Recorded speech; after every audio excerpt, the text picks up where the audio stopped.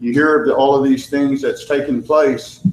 And I'm glad to be a part of the International Indian Treaty Council, that they're here in Oklahoma today, and that our words will be taken further, not just here among ourselves, but they'll go further. And just want to again say, Mado, thank you, Chickasaw Nation, and all of you that are here. And I hope that your words are heard and that they're carried forward. Mado.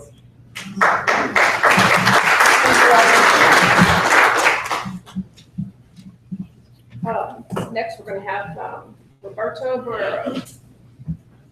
You have a video for us, right? Yes. The climate change march.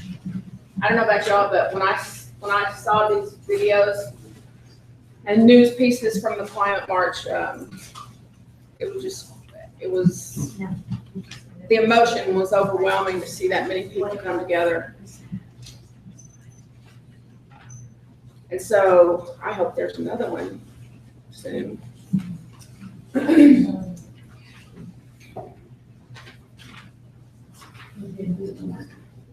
No, this is just a reminder, like I said earlier, that we're doing this interactive webinar. This is the camera for that. So the people at home watching, this is what they're seeing. So our speakers are not getting in the camera. That's fine. Anywhere from there. So if you, at all possible, could be here, then the people at home on their computers can then see who's speaking. Yeah, and we're doing good on time now, but I want to remind the speakers to kind of keep an eye over here on Tasca, to keep us in mind. Ready? Oh, okay. You want me to say something at the end of the second? Not ready. No, he just didn't set it up yet. Where's the? But I think someone gave me something. Yeah, he's up there. Hey, Dave, come over here for a second. I mean, a lot of internets. Okay. And here in a few minutes, we're going to talk about some responses to some of the issues that have come up. Sorry, I'm the main one too. So in a few minutes, we're going to talk about some possible responses to the issues that we've heard today, and we'll have some more. I think let's see, Nathan Hart, Curtis Washington. Where'd he go? Okay. All right. We've got a couple more speakers in the video. And then we'll talk about some possible responses, and I've got a few here myself. I've really learned a lot here today, and like I said, I think a lot of us would come here to these meetings and we get all energized and excited, and then I go back to Terracida, Oklahoma, 20 miles north of Tahlequah out in the sticks, and I know I'm not seeing things. Some of the things we talked about today about the water and the bugs and the weather. And we need to find some way to keep ourselves energized and coming back together on these issues. You ready? Okay. Make sure that I'm over here for the camera, get my close up. But I just wanted to just take a brief moment to introduce you to this video that we did with IITC during the climate march that took place last year in New York. Some of you may have taken part in that march. I know I've seen some of you who were there, and some of you might have seen something on the internet or on TV. But IITC was one of the co-organizers for the Indigenous contingent in that march. And I remember being in some of those meetings, and some of the folks, the larger civil society organizations like 350.org and Avaz, when we were sitting in the room, they were wondering, well, we're planning for this march. We hope that maybe if we can get 100,000 people, maybe we'll be lucky. We don't know who's going to show up. But at the end of the day, it was over 400,000 people who showed up on the streets of New York to demand climate justice, to demand action, right? The slogan at that time and continues is to change everything, we need everyone, right? And that's, I think that's what we were hearing today in the unity statements. We need everyone to be a part of this. But what was impactful for me, being there, being on the ground, organizing some of we did a sunrise ceremony in the morning with various leaders from throughout the hemisphere and beyond. It was powerful, and it was very similar to the feeling that we had this morning in the roundtable, in a way that people were sharing. But you really came away with the sense that if you're seeing these impacts in your area, you're not alone. It's happening all over the world, and people are finally, it seems, finally waking up. Although, as was stated earlier, there are some deniers out there, but people are seeing the changes, and this is a real critical life or death situation. So we're going to play this video to hopefully get you to see that excitement that was around that day, and hopefully that excitement is continuing. There's supposed to be another National Day of Action on October 14th, where people will be gathering in different areas to raise their voices again. And then the idea is that they'll do another mass mobilization in Paris at the end of the year during the climate talks. So this is the type of thing that's going on. We're not alone in this, and that's hopefully what you see in the video.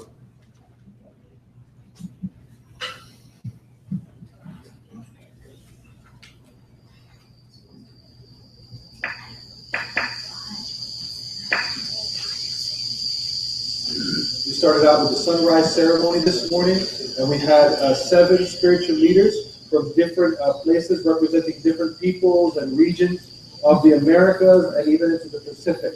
Because this is not just a local event, it's not a national event, it's an international event.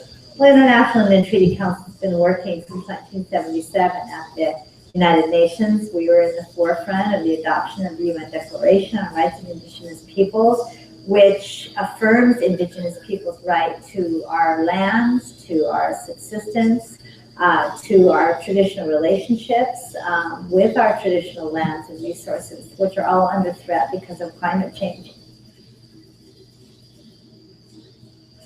One very important piece of putting this all together was making sure that Indigenous peoples from the local communities, that means the native peoples of the New York, New Jersey, and Connecticut areas, were aware that this march was going on, that other native peoples were going to be coming into these territories, and we wanted to be sure that those folks knew that this was happening and that we received that blessing and that permission from the community peoples to be here and to take part and have all these activities in their territories. Well, let's start back in 2001. We had the first global Indigenous Peoples Summit on food sovereignty and right to food in Guatemala. And globally, Indigenous peoples identified at that time climate change as one of the biggest threats. And since that time, the UN has also said that climate change is the biggest threat, single threat to food sovereignty and the right to food of all fields. So Indigenous peoples are in the front lines, as many people have noticed, from the Arctic to the desert, to the mountain areas, and everywhere because of our close relationship to the earth and to our traditional foods. We see that threat and the impact. We came from the Alberta tar sands to continue to spread the message, especially to American people that don't necessarily know that where they get their oil from is actually from our traditional territories. And this is not just an Indian problem anymore. This is an everybody problem. If you breathe air and you drink water, this is about you. The International Indian Treaty Council does a lot of work in relation to the United Nations Declaration on the Rights of Indigenous Peoples. And I think IITC does a really great job of enforcing articles like Article 32, which talks about Indigenous peoples having the authority over the development on their traditional lands and territories. And we're really looking forward to not just this event, but what's going to be developed after this event. And to join with all other peoples that are concerned about the climate crisis, not just climate change, but are asking and demanding that world leaders take this seriously, that they put politics and economics aside and look at survival of our peoples, our future generations, and our lands and ecosystems today, now, not in the future.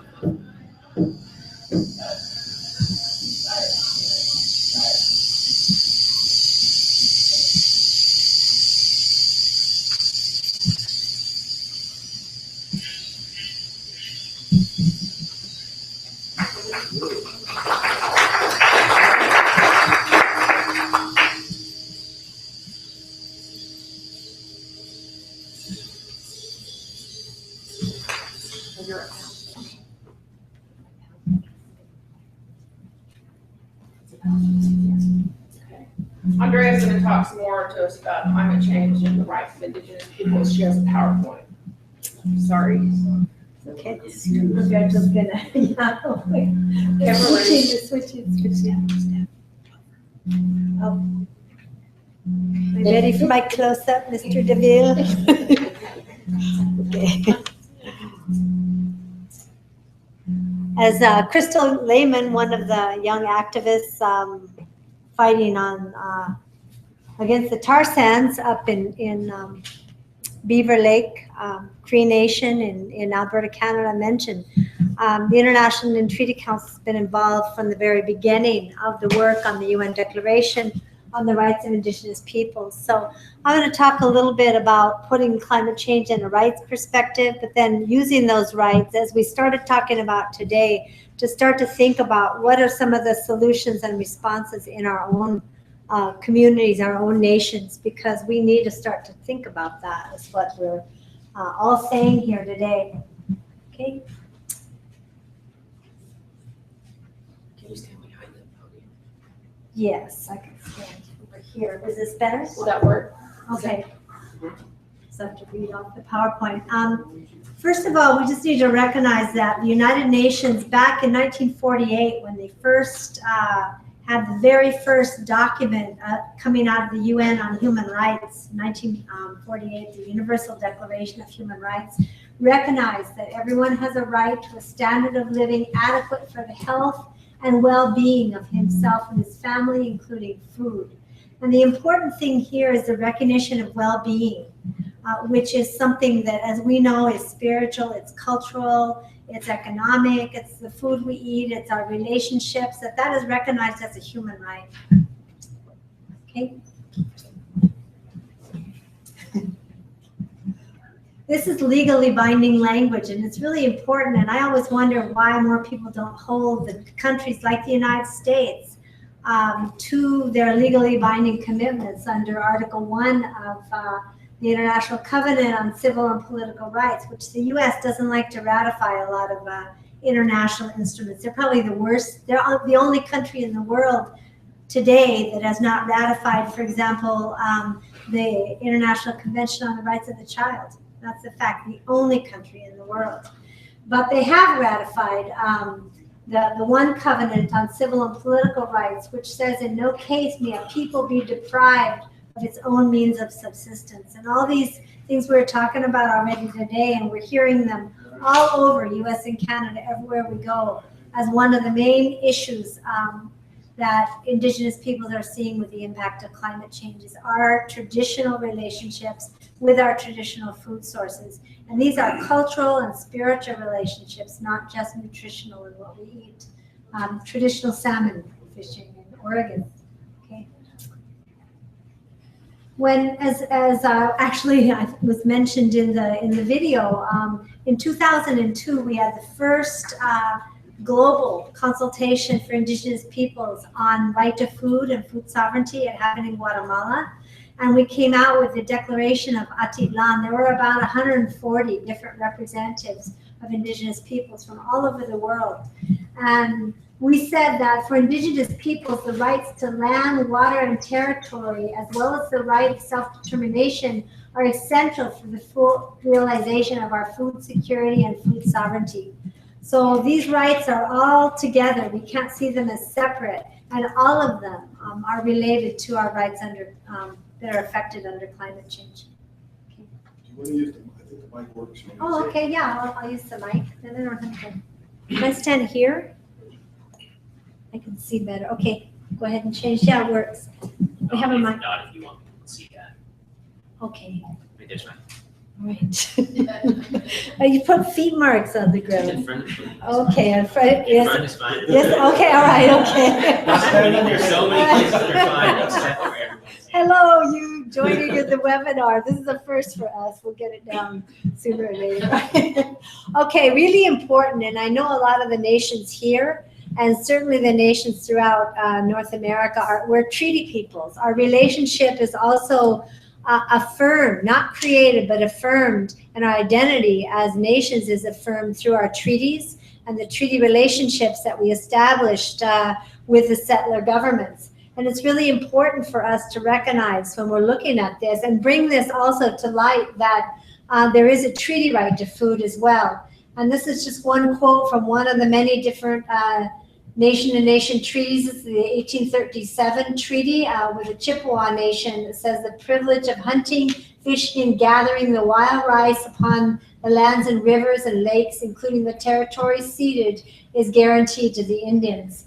And wild rice, we're hearing from the nations around the Great Lakes, is one of the traditional food crops that's very affected by climate change. And they don't just eat this, they also use it for their ceremonies. So I heard one lady, she was crying because they couldn't have the coming of age ceremony for her son because they haven't been able to harvest any wild rice. And so this is, I know it was mentioned, you know, what are the cultural and spiritual impacts as well. We need to, as Indigenous peoples, we're the ones that are going to bring those to the table and at the UN. And this is, of course, the UN Declaration adopted, and one of our elders was talking about the 1977 meeting in Geneva. This is it right there with our elders and many of our founders, including Philip Deere from these nations in this area, marching into the UN.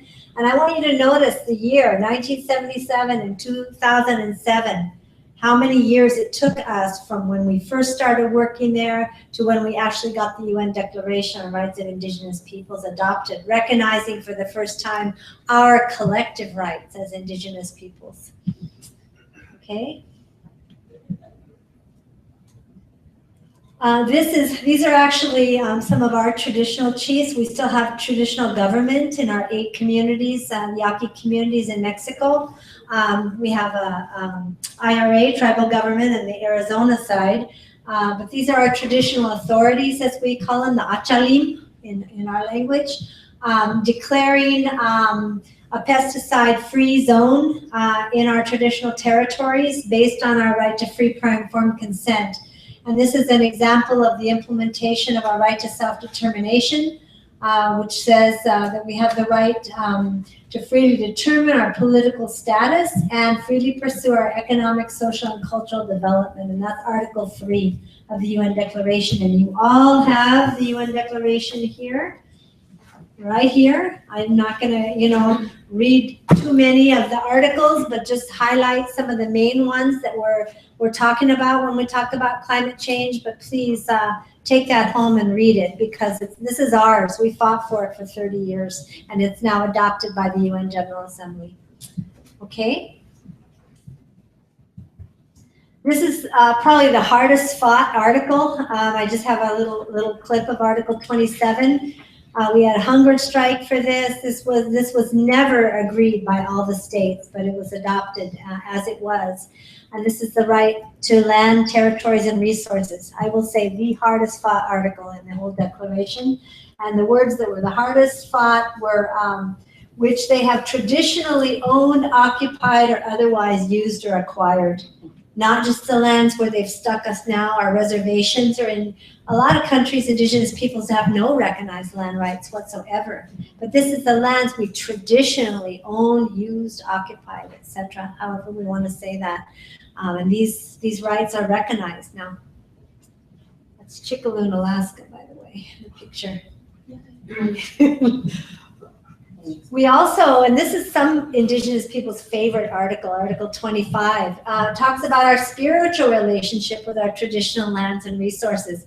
You won't find language like this in any other UN standard, but these are, again, Alaska kids cutting up moose nose, learning from the elders about a traditional animal medicine that they use up there. It says, Indigenous peoples have the right to maintain and strengthen their distinctive spiritual relationship with their traditionally owned or otherwise occupied and used lands, territories, waters, and coastal seas, and other resources. And this is what we're talking about today. And to uphold their responsibilities to future generations in this regard. Article 25 of the UN Declaration. Yay. Okay. Article 20, I don't need to read the whole thing, but it talks about our traditional subsistence, our right to food. This is berry picking, and says we have the right to be secure in the enjoyment of our means of subsistence. And of course, we've talked about already today how climate change is threatening that security. Okay.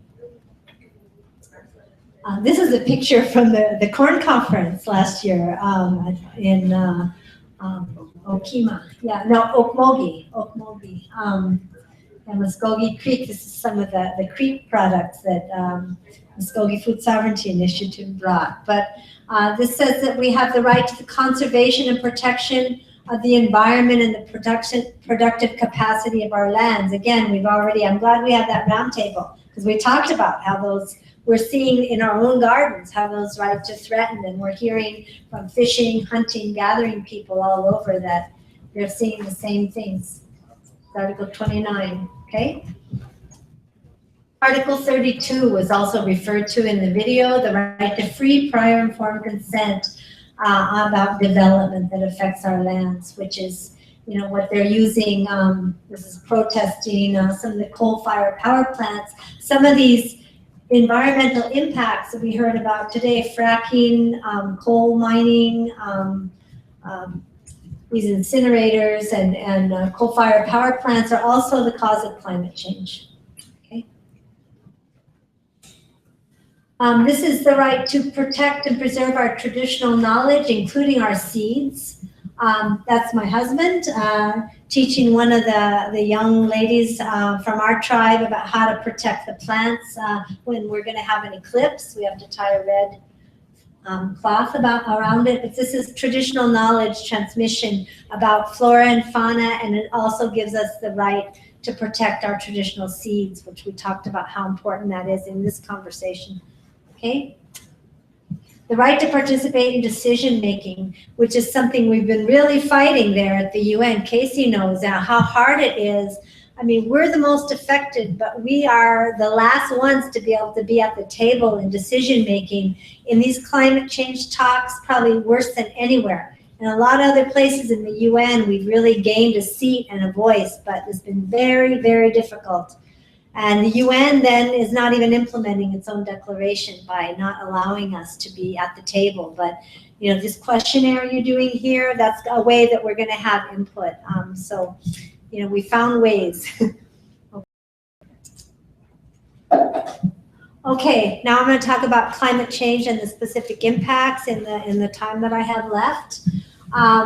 Climate change is real, and we'll just get that on the table here. And the primary cause is burning fossil fuels. That is not in doubt. That's not a question. That's scientifically proven. Fossil fuels release carbon dioxide, and that is what's causing, as we showed, you know, the greenhouse effect. This is an incinerator. This is important for you to recognize, because here in Oklahoma, you're really up against a political system that is denying there even is climate change.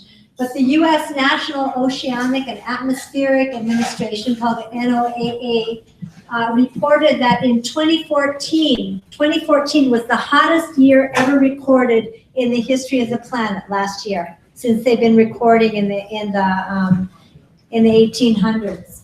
And July and August of this year were the hottest months ever recorded in the history of them recording temperatures. And that was this year, July and August. I haven't heard about September yet, but, you know, this is real. This is, you know, this is scientific. It's the US government, you know, scientific agencies telling us this. So there's really not a doubt, okay?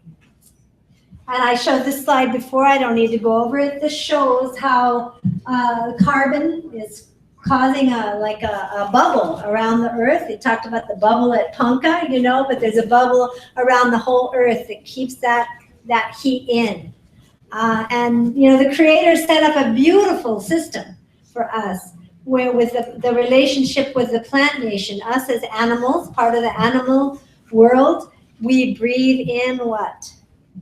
Oxygen, and we breathe out carbon dioxide, right? And the plants, the trees, the grass, you know, all of the plant world breathes in what? They breathe in carbon and breathe out oxygen. So there's this circle relationship, but through human activity with all of the fossil fuels, the gas, the oil, the coal that we've been burning and burning forests too, we're emitting a whole lot more carbon dioxide than we do just by breathing.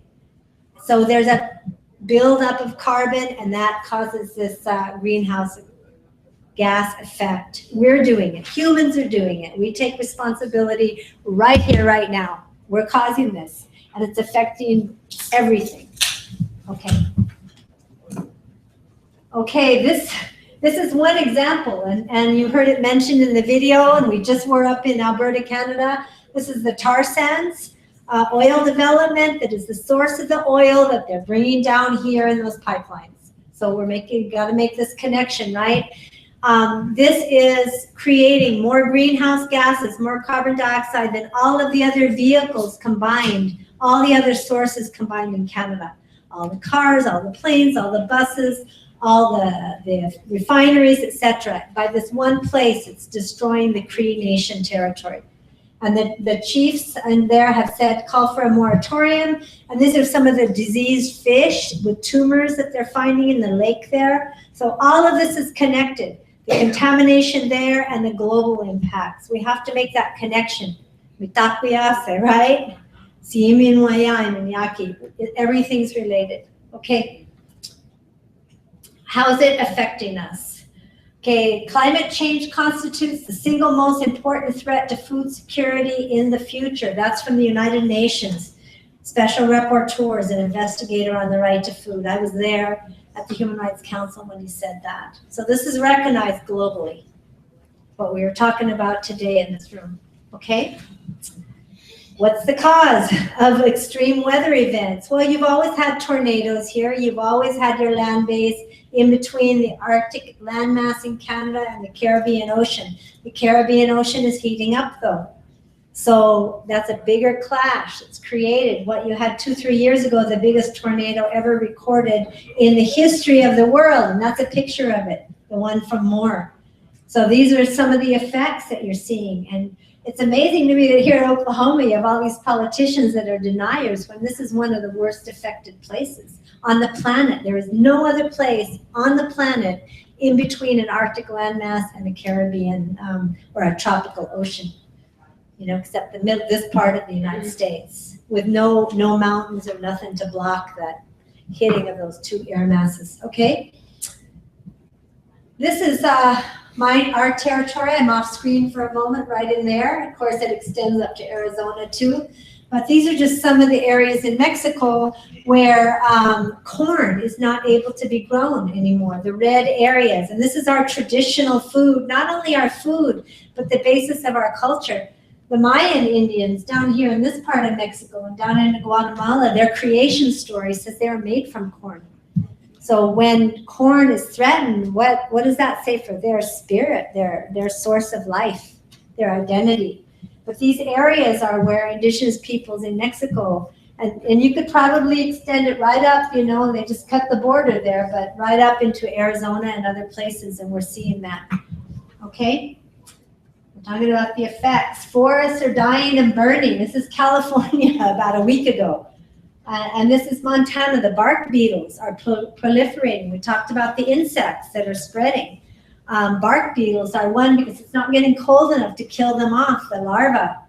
And this is the effect, is giant forest fires. When we were doing the consultation in Canada, in Montreal in July, they had 300 forest fires burning in different parts of Canada. And that's their food source. They're hunting, they're gathering, they're fishing, all of it's being affected. This is just some of the highlights of a report we did to the UN back in 2009 that talked about the effects that we talked about today already in California and throughout North America. Okay, this is just one example. Our traditional food, plants, and animals are threatened. And here you're talking about, you know, your crops and your food. This is in California, the Chinook salmon. And they did a study. My brother was part of this study. He's a wildlife biologist and does a lot of studies with tribes on acorns, wetlands, and salmon, and the effect of climate change. But they said in every scenario that they had come up with, the Chinook salmon were not going to survive past the end of this century because of the decreased snowmelt and the water levels going down so much in the Sierras. There's massive drought in California, and this is traditional food that is going to become extinct. Okay, this is the Arctic. You know, we have affiliates there, but also the effect in the Pacific of the melting glaciers. This is a village. It's called Shishmaref. It's actually falling into the ocean. This is right now. The polar bears are becoming extinct, and they're actually mating with the grizzly bears. And the prophecies of the people up there say that that means the end of the world is coming. But the scientists have done studies and found that they are. I don't even know how these two kind of bears get together, but that's another animal that's threatened with extinction because the ice is melting where they live. And Tuvalu in the Pacific is one example. They have no more fresh water on their island. They're going to have to move all of them, and they don't know where they're going to move. But that salt water is rising up, and they have no drinking water anymore. And so this is a direct effect. Okay? Now, my last part, I know I'm almost done. Don't flash me now. Is what is our solutions? We know we're going to the UN, and Roberta's going to talk about the language we're fighting for there. You know, what kind of reduction we need in greenhouse gases. What is the rights language? That's a big deal for us. We've got to have our rights recognized, or else they're just going to, you know, run right over us with whatever they're planning next. But this is right here. This was our second International Corn Conference that we had in Muskogee Creek Territory in Okmulgee. And you can see indigenous peoples from Mexico and from Guatemala and other places trading seeds with the Muskogee, what we talked about. Because some of us have seeds that are drought resistant.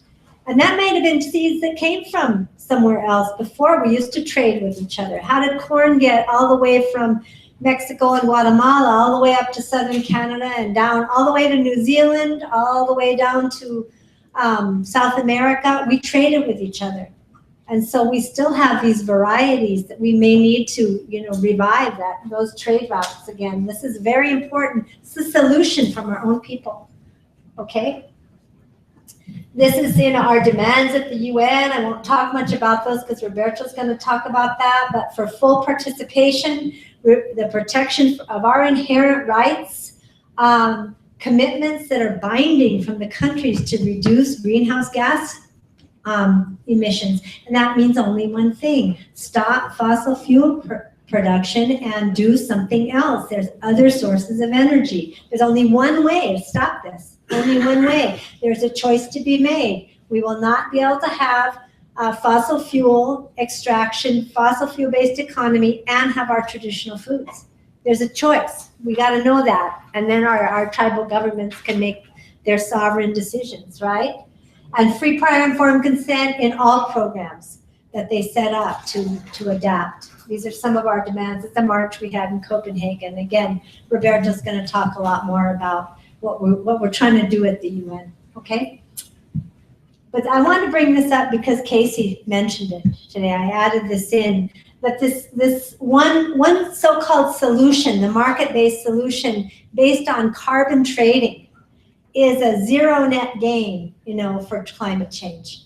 what it means is my corporation, Shell Oil, I can still, develop tar sands because I'm going to invest in replanting forests in Brazil or something like that. Well, indigenous peoples in these areas that are supposed to be the recipients are saying part of the reason, part of the impact is they're being relocated to, have these forests replanted on their traditional land. And it justifies things like there's the Alaska pipeline with fires burning in the back of it. It's kind of a classic photo. It justifies resource extraction affecting indigenous peoples. So there's got to be, this is a false solution is what we say. I just wanted to bring that up. I'm almost done. This is, based on our traditional knowledge, it's my brother.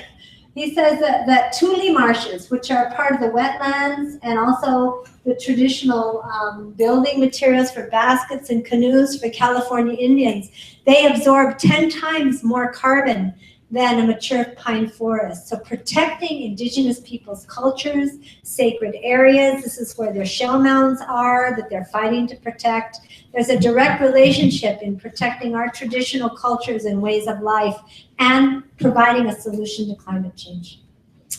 Okay, more?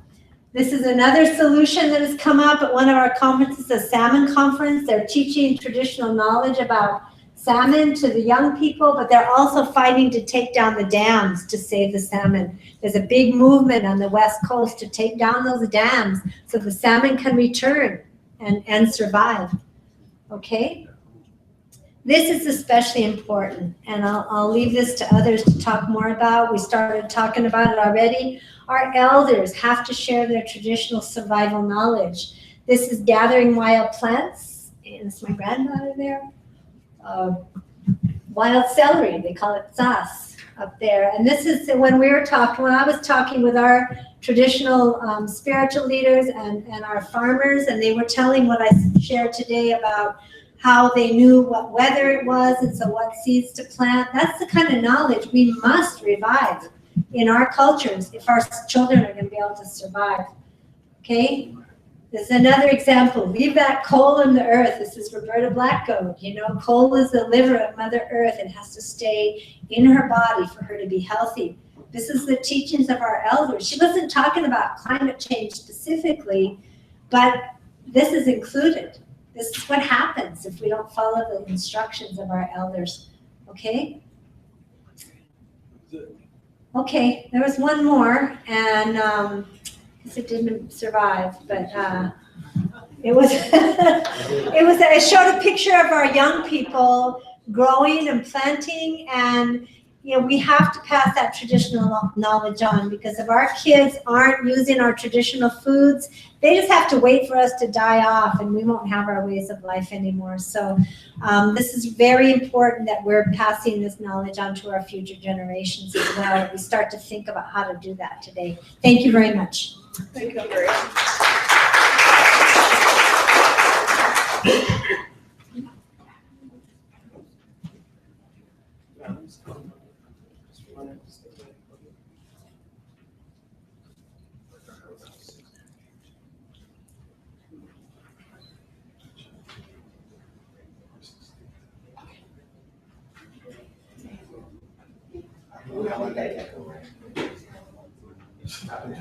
All right. We're going to move into our panel discussion. Good evening. Sorry. Here's the mic too. If you want to. We have, let's see, 4 or 5 speakers here. I guess first we'll go with Nathan Hart, Cheyenne Nation Economic Development Director, Cheyenne Arapaho Tribes of Oklahoma. And this is effects of climate change and possible effects of climate change on indigenous peoples and nations in Oklahoma, discussing possible responses. Okay. Is it?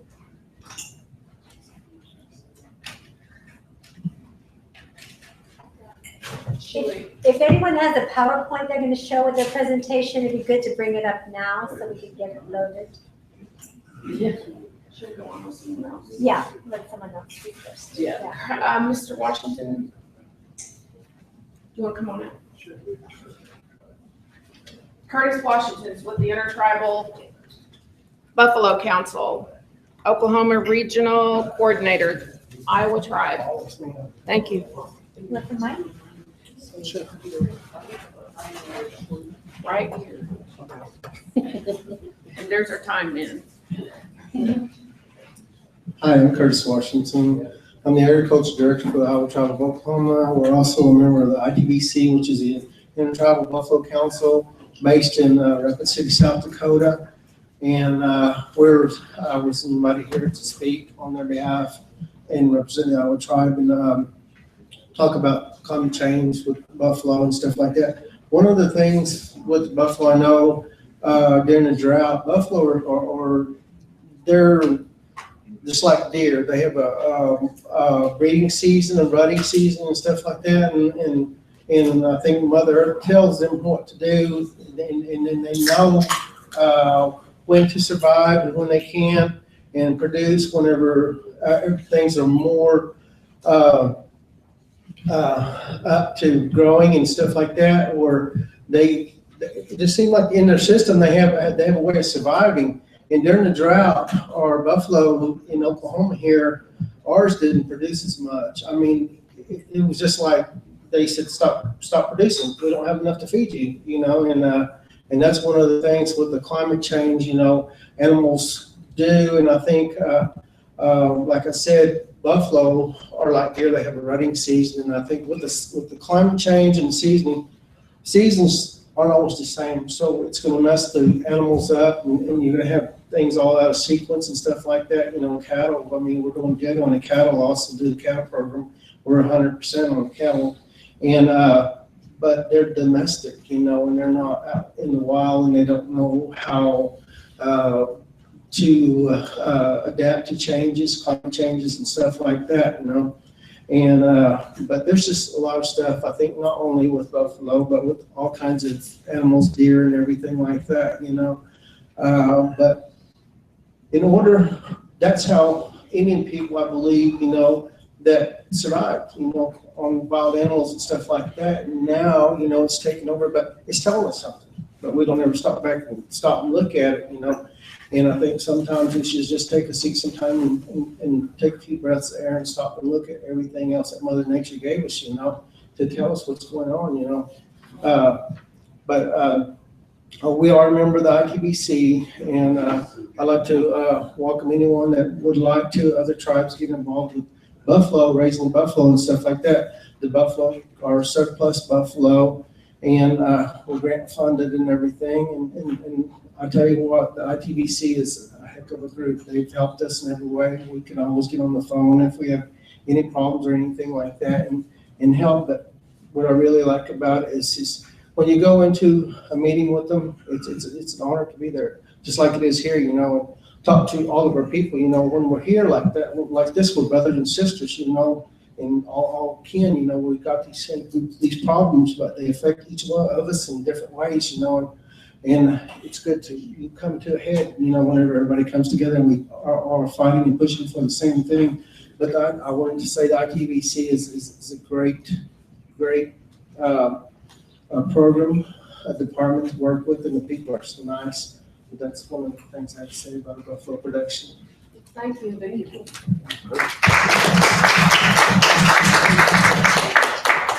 If maybe everyone could take notes instead of asking questions during the presentations, take some notes, and we'll have Q&A afterward. Mr. Washington was talking about how the animals know what to do. It's just it's part of the DNA. And when things get out of order, we see it. It's like we've been talking about earlier today. We see it, but I remember Winona talking about how back in the 1920s, a renowned psychologist, I believe, came to their reservations in Minnesota and did lots of interviews, and he basically came out of there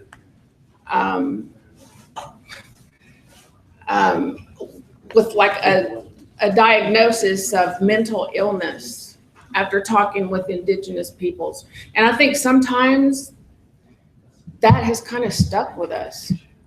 We were taught that what we knew inside of us was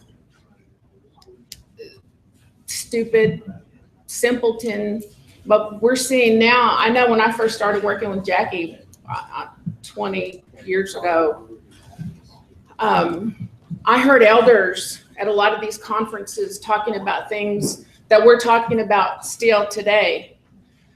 But it was like 10 years later or 15 before I heard scientists confirming that. And I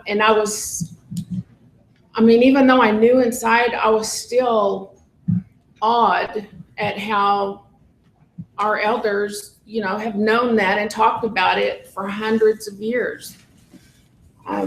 They didn't need the science to back them up. So I'm in awe of everyone here and all the work you're doing. And we'll move on with Mr. Hart. Are you ready? Nathan Hart, Cheyenne Nation Economic Development Director. And again, if you can stay in this area, and there's our time. Good afternoon. You can go ahead and move that. I'm Nathan Hart, Cheyenne Arapaho Tribes Economic Development. Under economic developments are farm and ranch operations. Just a quick overview of what that is. The tribe itself has over 10,000 acres. 9,500 acres of those are for agricultural use. We manage 6,400 acres. There are over 3,000 acres right now that the tribe owns. It's leased out to other farmers. In addition to what the tribe has, there are about 65,000 acres in western Oklahoma that are individual allotment lands. So that's not anything that our operation is overseeing today, but it is something a program we want to start to do in the future. Is we want to manage those leases. We want to take over those leases and start managing that land ourselves. Go advance the slide. So we do have a cattle operation, and roughly we also have bison, but our cattle operations, it's probably around 150 cows that are in production right now. Our buffalo operation today, we're about 225. We do have some acreage, of course, that's a hay operation. This is feeds the animals, sustains the animals in the winter time when we need extra feed. So this is photos taken out at Concho. People familiar with it, and we do have that cedar line drive, as you can see up the top of the screen. I came into economic development about a year ago, and I had a conversation with our farm and ranch operation. I really asked the guys, I said, you know, we have about equal number of cattle and buffalo, and I think we need to, it's nice to have both, but let's make a decision. We want to, as we begin to grow our operations, we want to grow one of the two areas. And overwhelmingly they said, well, we're connected to the buffalo, let's grow that program. And so that's what our focus is on. And so today I want to talk about kind of specifically what our buffalo program is. Here's a map, and you can see here in western Oklahoma, that red outline, that's Cheyenne Arapaho country. The red circles, that's where our primary agricultural operations are. And these are lands that range anywhere from about 1,100 to 4,000 acres. And this is where we're managing our herds at the time, our buffalo herds. Just kind of give you an idea of where we're at. The map that you see right now, that's the annual precipitation map. So that's the rainfall map. So you can see in the state of Oklahoma, we're out towards the drier areas. Okay, next slide, please. Here's the normal annual temperature map. Even though we're in a drier area, there are some areas in the state that have, over the last from 1981 to 2010, they're a little bit hotter above normal than we have been. But these are the types of maps that we pay attention to where we're managing our livestock.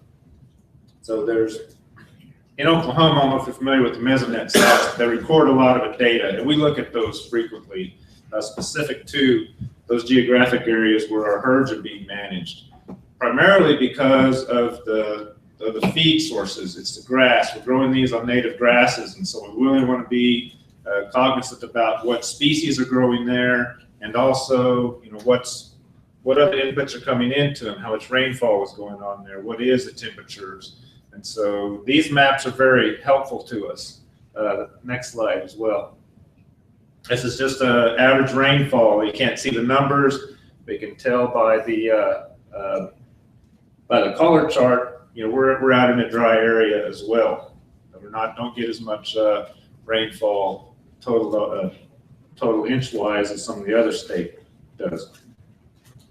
This slide again, you can see our major areas. This shows the aquifers. This is the water resources that are available. Our lands are near some of the major rivers that come through here. There are some nice aquifers near our lands, but you know, we're at the present time we're not utilizing those. We're relying on just your rainfall that comes naturally. We're not doing any irrigation. We do have some wells that are there for the water sources for the livestock. All this is important to us, as I said, because it's the native grasses that we're focusing on. Yes, we do want to manage the buffalo herds. We want those to grow, have as many as that we can sustain, but we want to sustain them on the land itself. And so our focus right now, over this last year, over the next 2 years, is have healthy pastures. And we've actually gone out, we've done studies. I have a lot of other maps that aren't included here because they're a little hard to see in this type of a presentation. You can I'll go to the next slide. This is actually an overview of one of our larger pastures. The outlined blue area is just one continuous pasture where our buffalo herd is. This is about a 900-acre field. Next slide. Here's one that's, although to scale as the other one, it looks smaller, but this is about an 1,800-acre pasture. And next slide. Here's another pasture, the outline in blue, that's a continuous pasture. That's about 1,800 acres. And our land is in the darker area as well. So our animals do have some nice room to roam, but we want to focus on those pastures. The other maps that I have that go along with this, I know what soil types are out there, so I know what vegetation is going to grow. This, you can see a creek running through here. We're also very concerned about wildlife habitat. So we're trying to also protect some of the areas and grow some of the areas so that the wildlife that are out there has good habitat to sustain themselves. This particular field was leased out, or had a rancher on it several years ago that had been there for about 3 years. But they were not making any payments to the tribe, and we got there. We could not find a lease that was signed. There were no payments coming in. So we took this to court. In our tribal court, we got a judgment against them, and we went out and we confiscated, we seized all the equipment and all the livestock that were there. Yay. Well, that got us a lot of press. I don't know if anybody here is from Oklahoma and remember seeing the news back in February, but there were a lot of fires out at Concho that were deliberately set. Our courthouse, our newspaper office, and there was a building that a big tanker truck had run through. That was my building. That was our office. Because we were the ones that were responsible that went out and we confiscated all that equipment and all that livestock. That happened the night before the case was going to our tribal court. So we strongly suspect who did it, although it hasn't been proven yet, but we think it was all related. This field was severely overgrazed. So we've let that rest, and we've gone out there this fall. The grasses are growing good. We're going to let them grow again next spring. So but probably by next fall, we'll move one of our larger herds back out here. So we're sort of reinvigorating this area. We're letting it go naturally. We're also trying to take care of some invasive species that have come out there. There's a lot of thistle that came in. There's a lot of other weeds. And some of it that's not natural. We don't believe in, kind of the mono landscape where you have one type of species go in and just plant Bermuda and have it all be nice and pretty. We don't believe in that. But we want it to be natural. So anything that some people consider a weed, well, it's actually a legume. It's good and it's healthy. If it's native, it's going to live there. If it's invasive, we want to get rid of it. So that's sort of our philosophy. And this philosophy is all based on the fact that what it's going to sustain is wildlife, and it's going to sustain our buffalo. So that's why we're focused on it. From the maps that I showed you earlier, we pay a lot of attention to temperature, to rainfall. It's all directed to climate. And you saw that even in the areas that we manage, there's a big difference in the climate, in the soils, temperature, and the rainfall. So we have a lot of work that we have to do in these particular areas. But that's a quick overview of Cheyenne Arapaho and what we're trying to do, and trying to make the earth as healthy as we can to sustain the buffalo, which is going to sustain some of our nutrition programs. And we pay attention to climate and the changes because it impacts everything that we're doing. Thank you very much.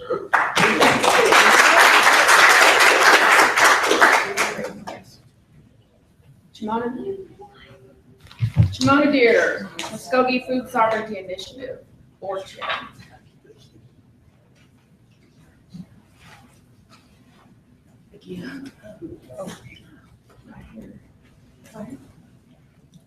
Oh, he's our time guy. Okay.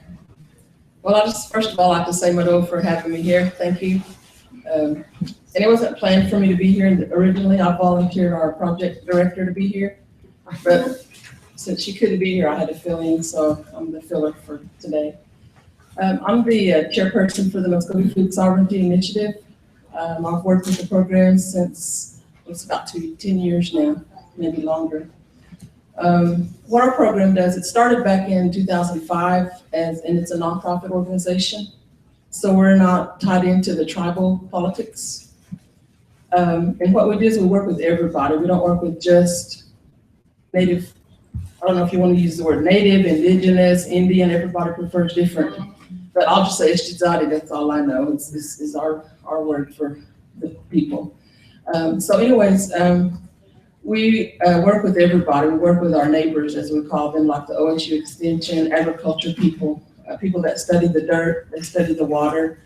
And that helps us, different regions, different areas in our community. We cover 11 communities as a nation, and 11 counties, I'm sorry. And we have 25 charter communities. And each community wants to raise different things. We have some areas that raise corn, some will raise potatoes or sweet potatoes or different things like that, pumpkin. And so that's what we work with the different communities, and we have grants that we work with for the youth and the children, and that's who we're reaching out to, the children and the youth, and teaching them. And when this program organization first started, it originally started out as looking at our traditional foods. We started seeing that we didn't have the corn like our softy corn. We have a white, it's a flint corn. We no longer have that anymore. So we have a very few people, we've been trying to hold on to it, but with the climate change, it's been really hard.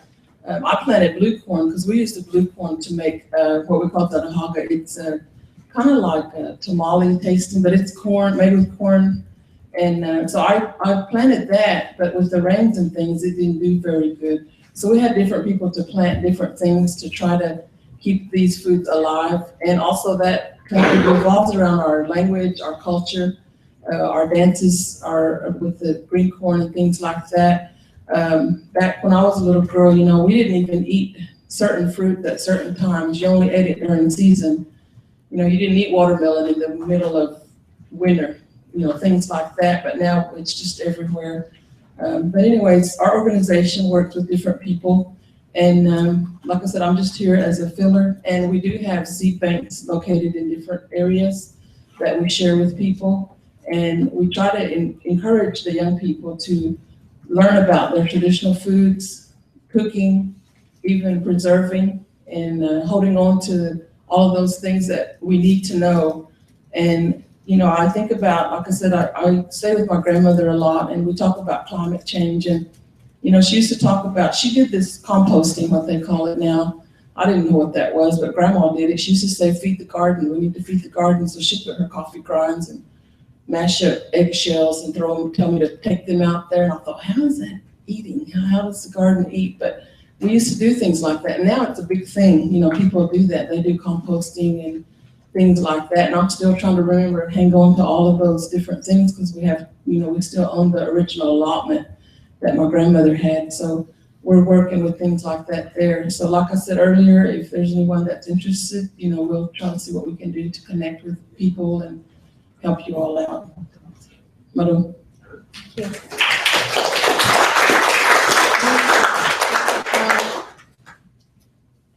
George Thompson.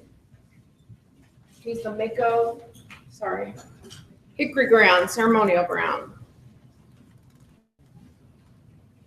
And we're still talking about effects of climate change on Indigenous peoples and nations in Oklahoma. Come on up. And discussing possible responses. Can you stay in this area? Well, just talk about how climate change is affecting your community. What you're doing. Just talk about what you're doing. Here's your time, yes.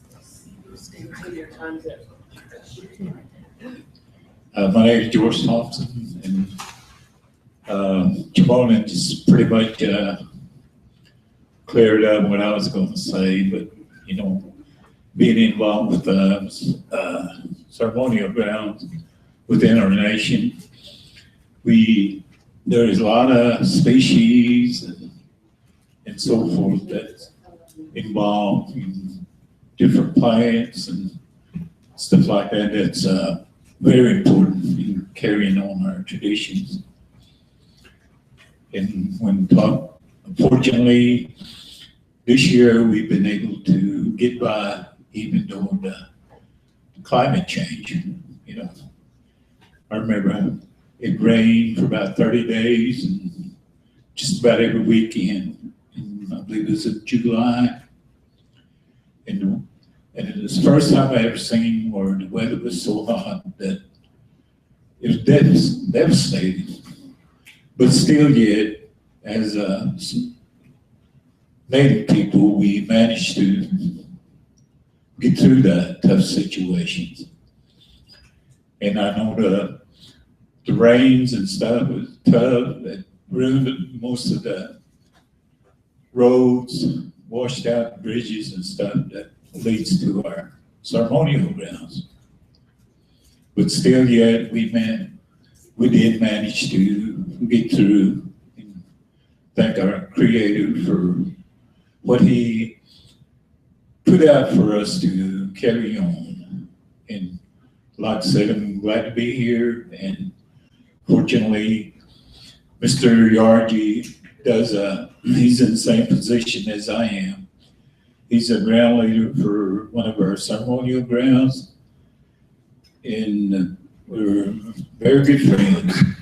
We try to keep one another in contact and try to, you know, keep each other informed as to what is going on with the ceremonial grounds. Thank you.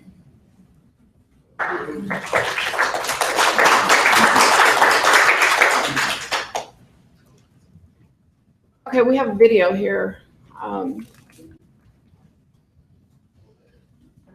I Honor the Earth, it's Winona's group, right? Triple Crown of Pipeline Rights. And then we'll have some commentary.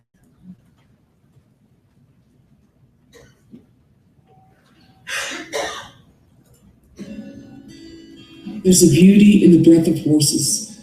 Fall morning's breath seen in the air, and the smell and sound of horses. We rode our horses from the headwaters of the Mississippi River here on our reservation, along the proposed route of a new oil pipeline which would cross our reservation. It was the third of a series of rides on pipelines. We're not protesters, we're protectors. That's who we are. And this we call the Triple Crown of Pipeline Rides. There's trouble on the land. Those rides took us on the Alberta Clipper proposed expansion route to the proposed Keystone XL route in the Dakotas. We were riders from the White Earth Reservation, joined with the Lakota to ride between Mombly and Dakini on the Cheyenne River Reservation. So it was that 15 riders braved some harrowing terrain, a land littered with 100,000 dead cattle from a freak September blizzard, and rode the proposed Keystone Road. 100 million unmarked graves. Our relatives are watching our spirit helpers near. 500 years of genocide. Who's left to hear? Who's left to hear?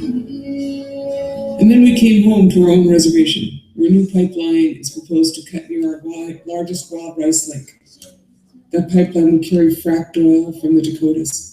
Much of this comes from the homelands of the Arikara, Mandan, and Hidatsa people, also known as the Fort Berthold Reservation, which is under assault by oil companies, and where water and people are challenged not only by a pipeline, but also by a proposed refinery. The other two pipelines carry tar sands oil from the far north in the Athabascan River, a place that is beautiful and a place that deserves to live and not become a national sacrifice area. Athabascan River region is a pristine ecosystem, that is until the oil companies come that way. Thus far, 3% of that oil, considered because of its extraction method to be the dirtiest oil in the world, has been ripped from the ground. The boreal forests are being turned into sand dunes.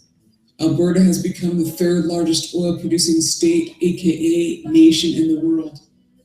That oil is being extracted without infrastructure to move it. Hence the push for a pipeline, any pipeline. What's at stake is a lot of water and a lot of risk. In Minnesota, it's wild rice, water, and oil.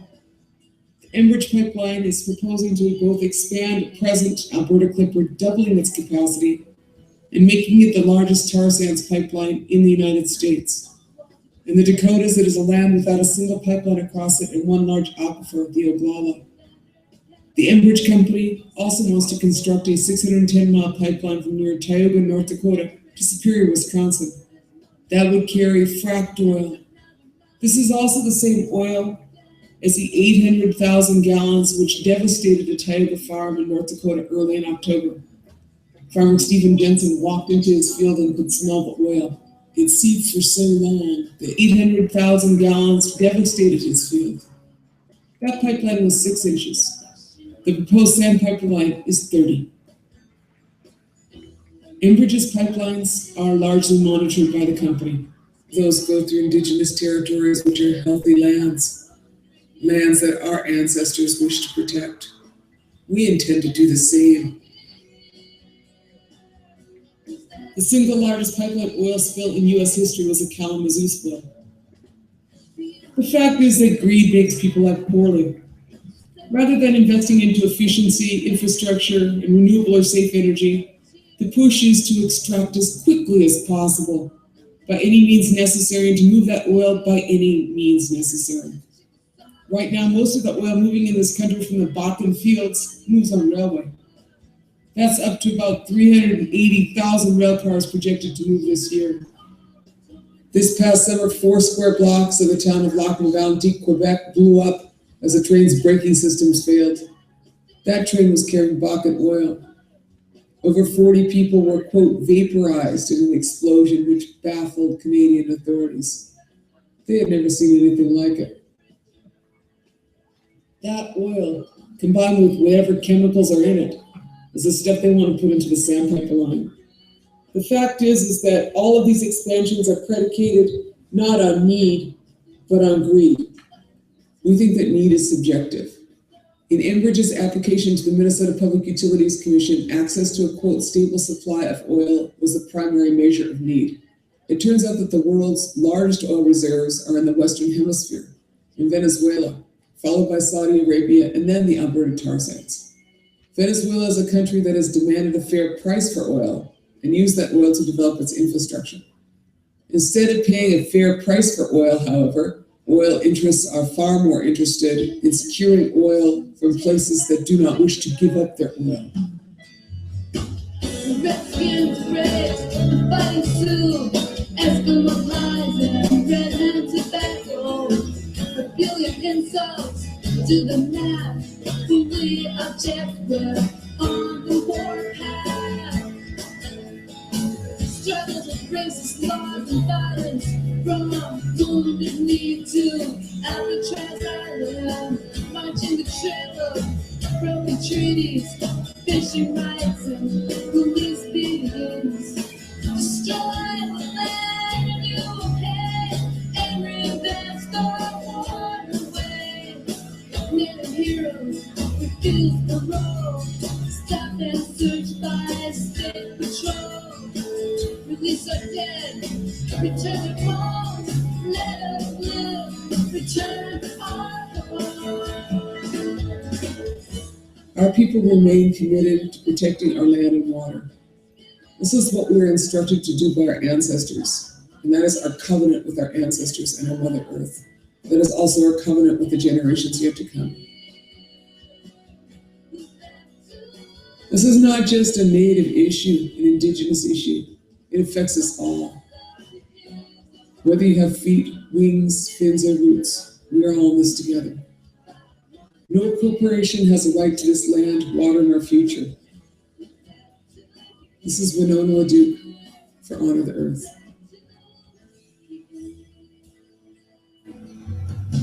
Some things haven't changed at all. Resistance standing strong and tall. Like the red oak leaves, we remain to snap. And thank you to Honor the Earth and Winona Leduc. That's a powerful video.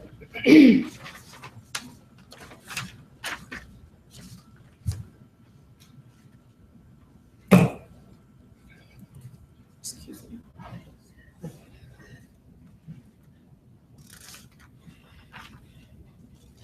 And so that's what we need to do.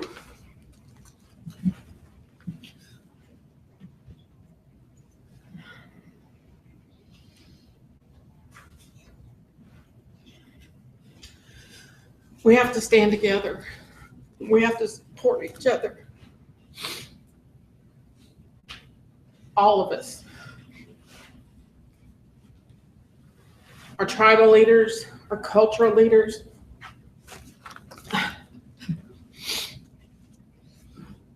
Our grandmas. I'm a grandma now too. Our young people. I'm very proud to see that we've had some young people show up today, and we need to keep bringing them on board. And the thing we need to do is start at home. Like Casey said earlier, her little environmental justice center is herself and her little family. Thank you, dear. I'm sorry.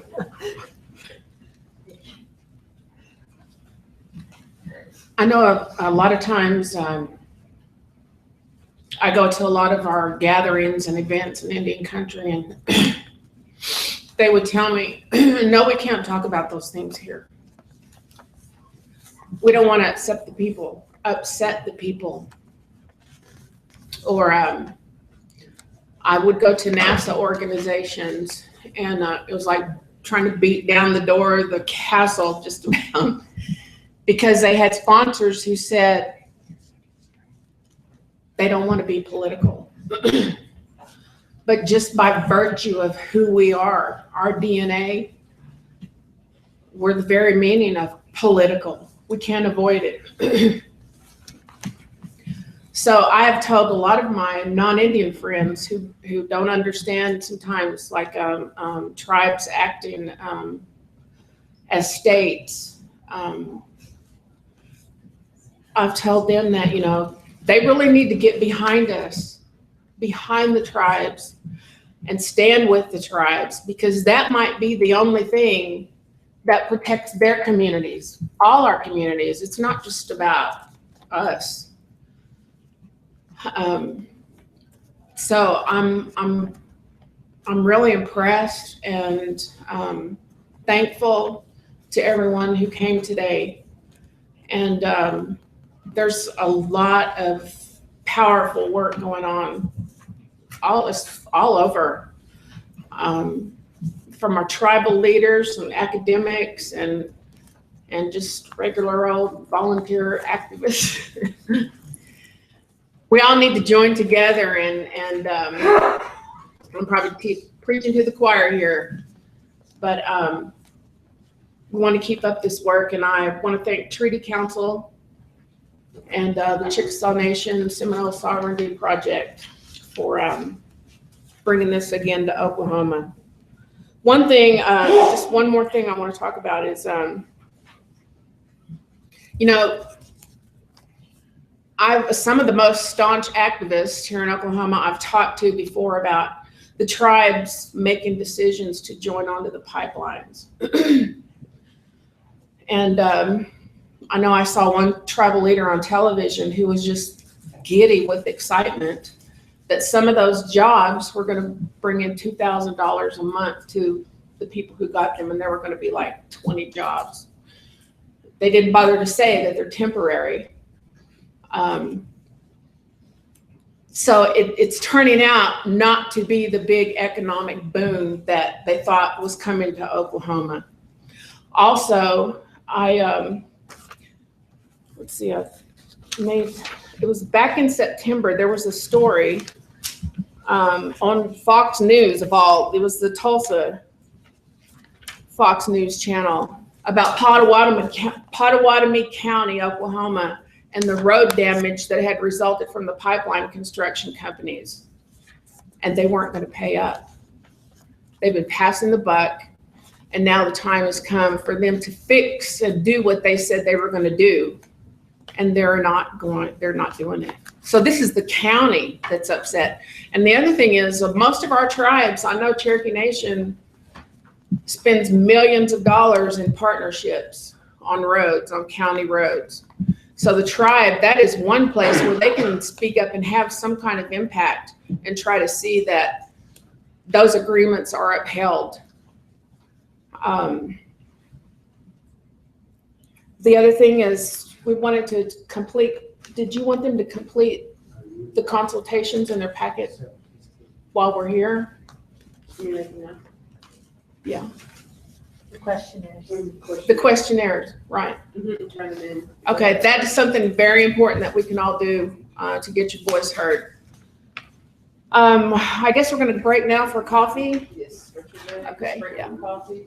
If we could come back and start again right at 3, and keep in mind that we're trying to run a webinar, and so that is on time. It's not giving us not making room for us to be late. So stretch your legs, get you something to drink, take a break. I haven't heard him back in here. Question and answer, please come back on time. And then Should I mute this? It's muted. Okay.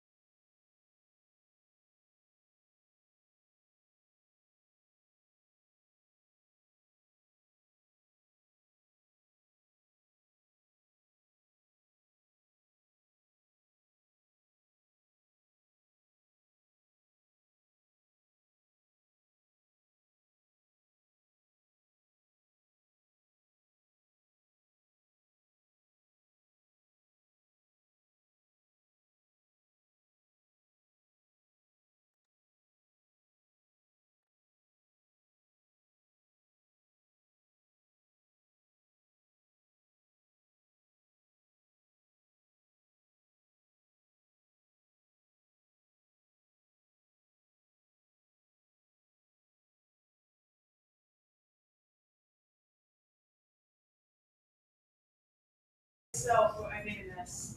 Oh, well, I think they've got it set up for those styrofoam cups, but they accommodated us with those little glass cups. So maybe we're supposed to use the bigger cups. Yeah. Bigger cups, the little ones no. Okay, I just thought that might help out some of us who like caffeine, and I forgot that it was there. So anyway, I wanted to make that announcement, and if we could just come back and get ready for this next piece. You know, you've heard this morning, this afternoon, and we do have more speakers, but you may be ready to ask some questions now. And so we're going to take a little bit of time for that before we hear from our remaining presenters. That was my announcement. Thank you. Any question? Go ahead. Okay, this is a question. I know Nathan's being interviewed right now, and don't forget, we need people to be interviewed for the pavilion in Paris. You can't go to Paris, you can still send your face and your voice, and it's important. It is important that we have that representation. But I have a Buffalo question. So I think for Curtis or for Nathan. Okay, I read this book a couple years ago. It was a nonfiction book called The Worst Bad Time. My son said, what are they going to call the sequel? But it was about the Dust Bowl in Oklahoma, going all the way back to how it started, you know, even from the last century. And they compared it to climate change as a man-made environmental disaster.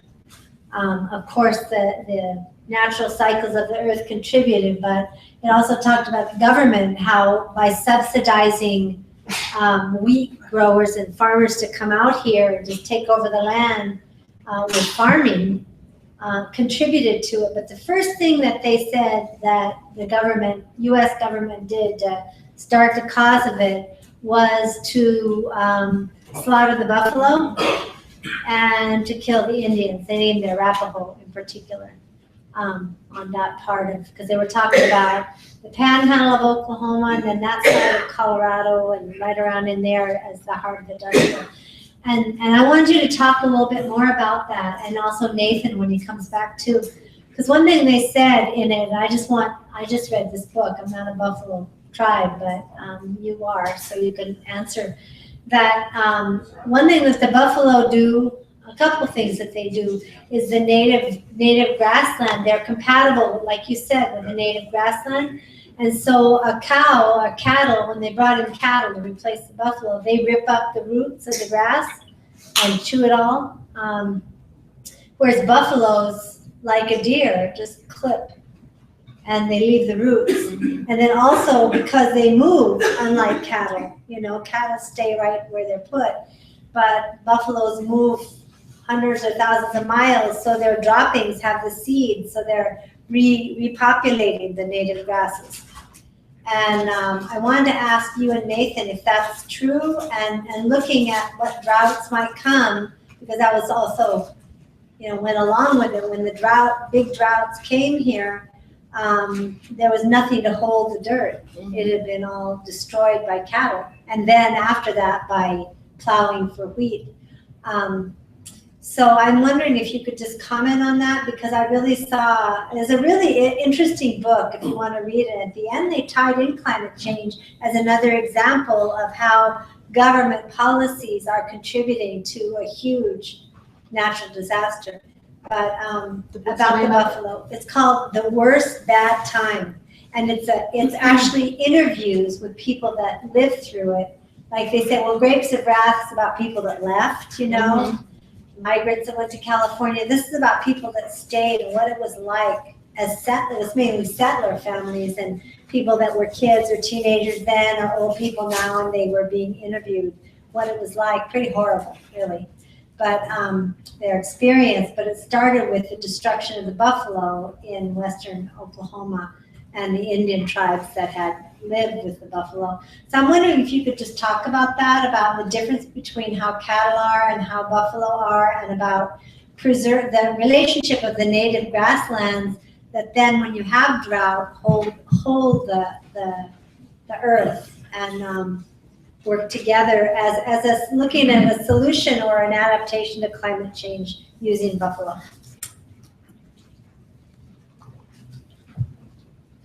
Also, at some point over the last couple of decades, I remember there was a group. Oh, you have to stay here.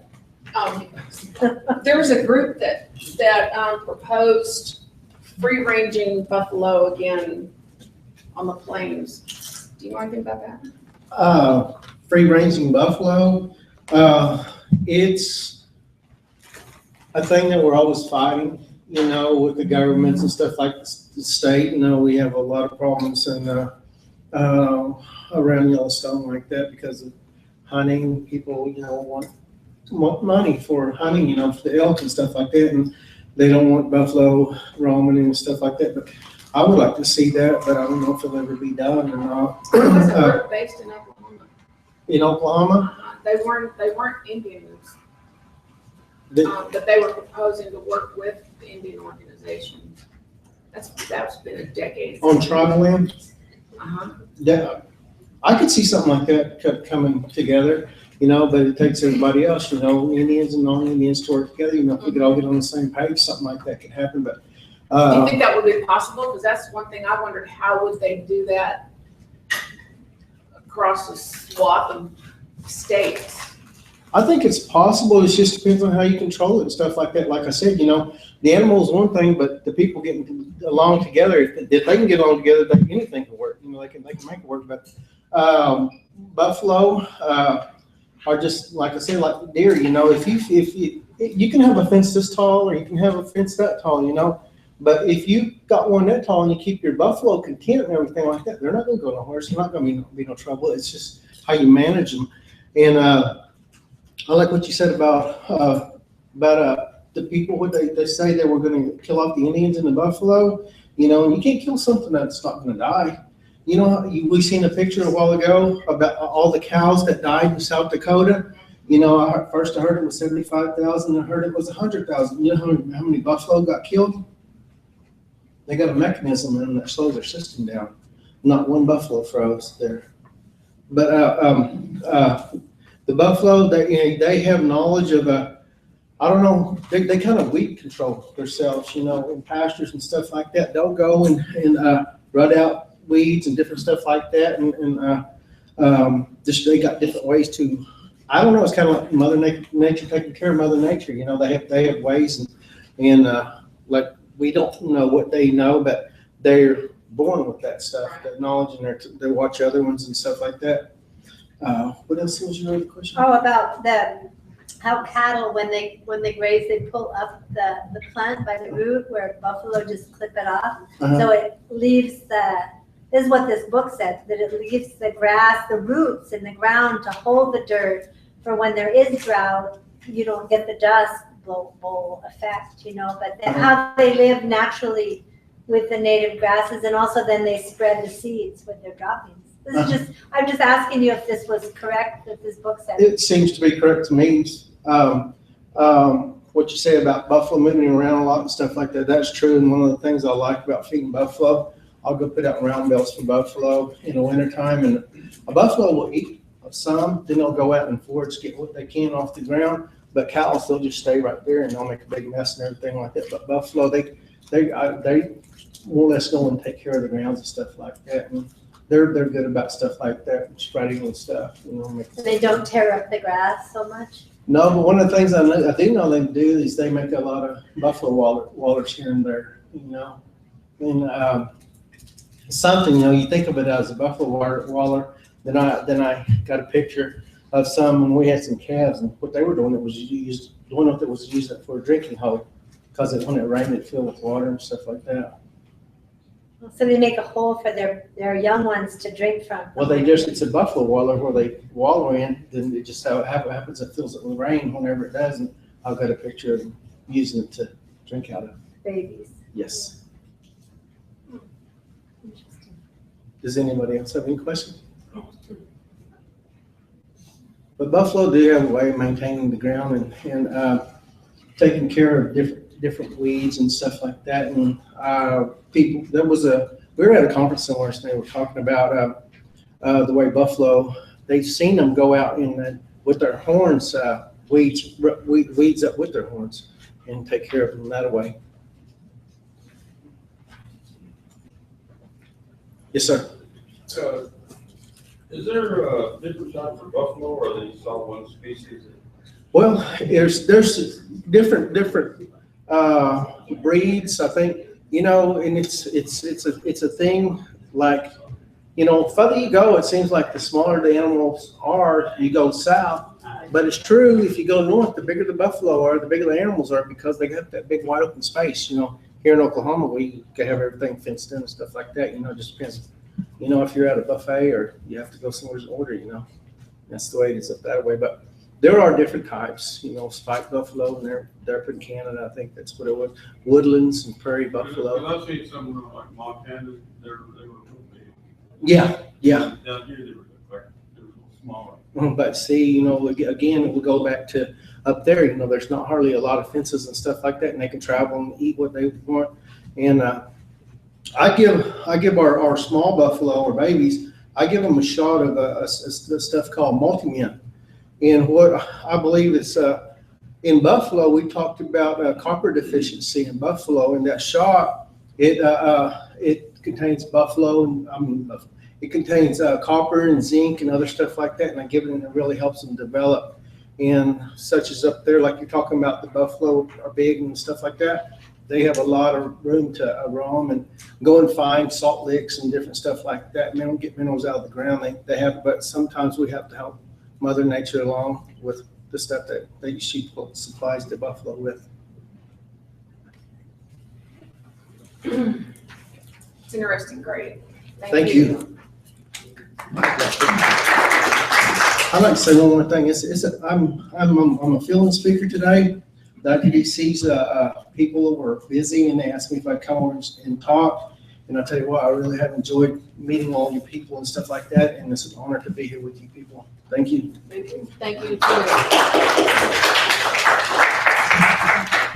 We have relatives in Iowa, and they're always making fun of our deer down here. They say our deer are the size of greyhounds. They're always bragging that the deer up there are bigger too. Any more questions? If y'all have questions from many of the topics from this morning, if you made notes, comments, or this afternoon. Comments. I know there's got to be some comments. No? The video you were showing earlier about Mm-hmm. what was that? What was that? It's on YouTube. Do you mean where was the video shot? Yeah, what state? From up in Canada, South Dakota, Minnesota. In Minnesota and Wisconsin is where they're fighting that pipeline. Mm-hmm. And but they rode down to South Dakota where they're also fighting the Keystone XL pipeline.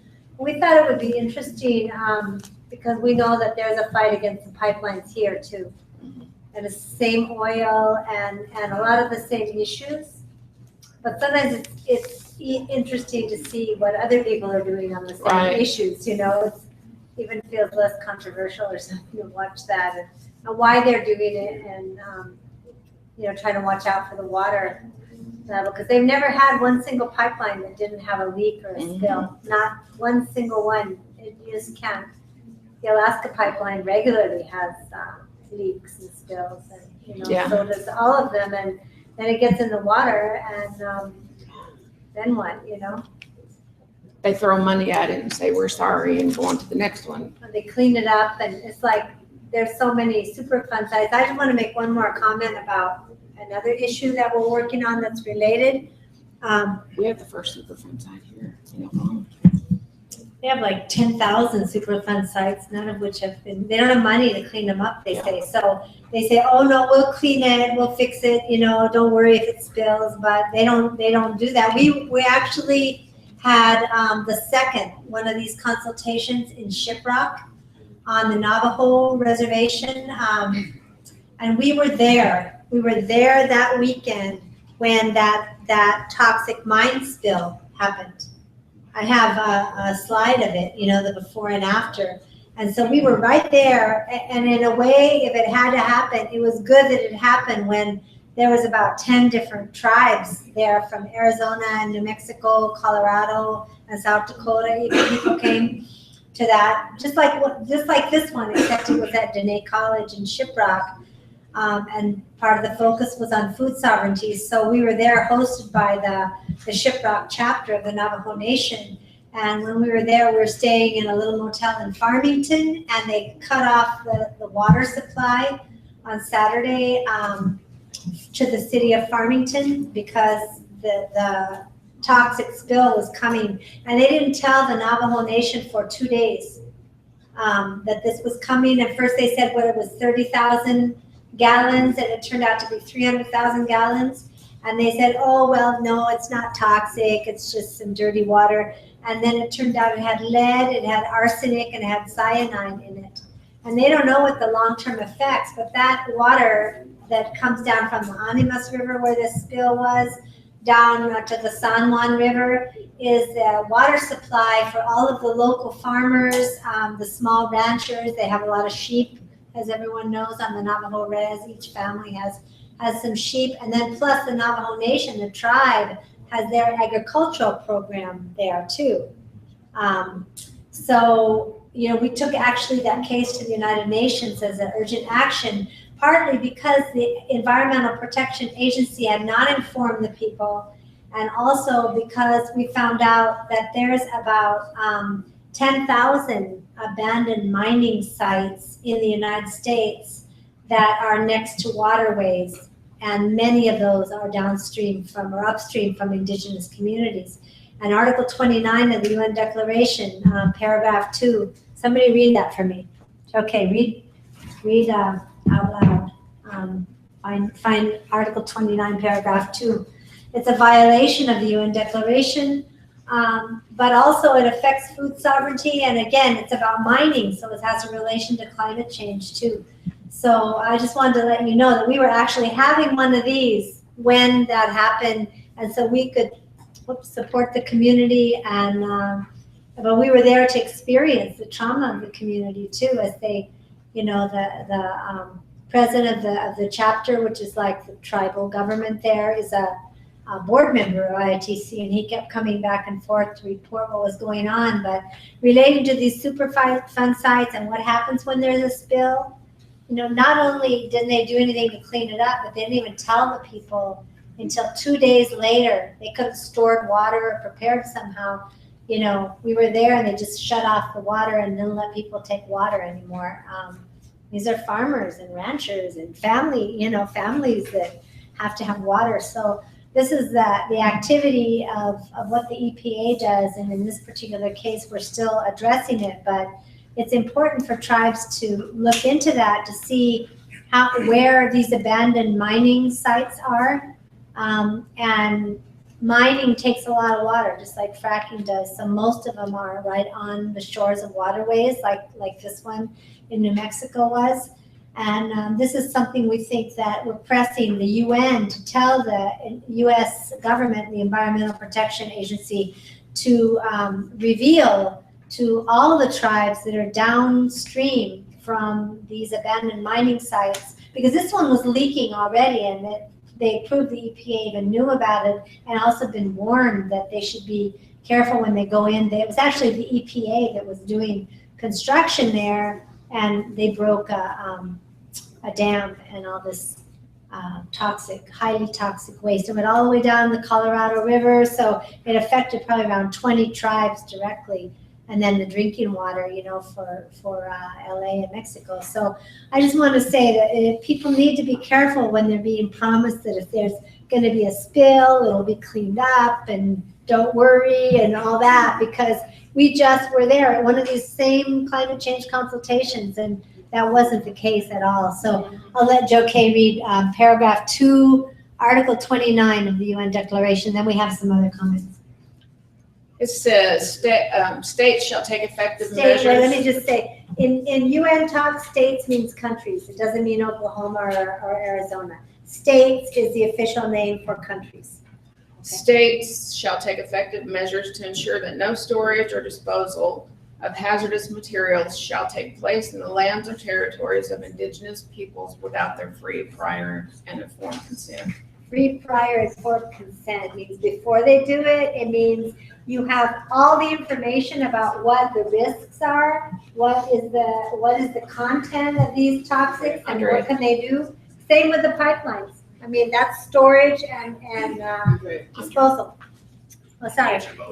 Oh, sorry. Storage and disposal of hazardous materials. That means, this pipeline stuff too. This tar sands oil is very hazardous and it's well known.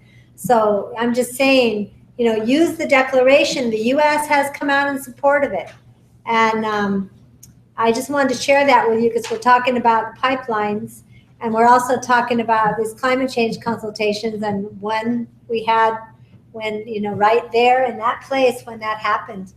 And, it was very, very traumatic for that community. You can just well imagine their water was cut off and they don't know when it's going to ever be cleaned up or when it's going to be safe again because the U.S. Environmental Protection Agency is not telling them anything.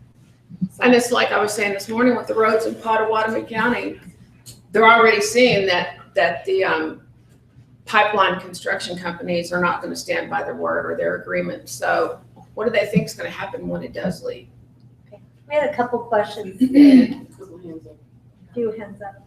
Want me to take that microphone over there? Sure. Thank you. One of the best.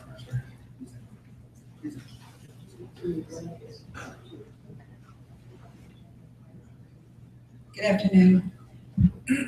I was speaking to someone from the Southern Ute tribe, and they are filing a lawsuit also against the EPA, and so does the, I understand Navajo tribe. Yeah. And I was just wanting to know if there's other tribes that are also going to be suing the EPA on those waterways, and if so, is that something we need to look at here, and maybe look at what kind of lawsuits they're filing, the Navajo and the Southern Ute on the waterways, and maybe we can pick up some ideas also for our. Now, weren't those two tribes standing with the states to stop the feds from regulating? Seems like I read something about that this I'm morning. sure about that part.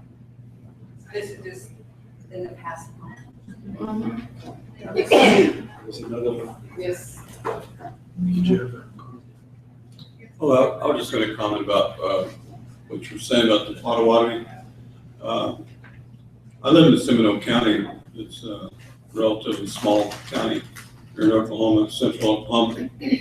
And just recently is on the television news that city of Conemaugh, which is in Seminole County, the city of Cromwell, also another city, our county, and Wewoka, which is the capital of the Seminole Nation.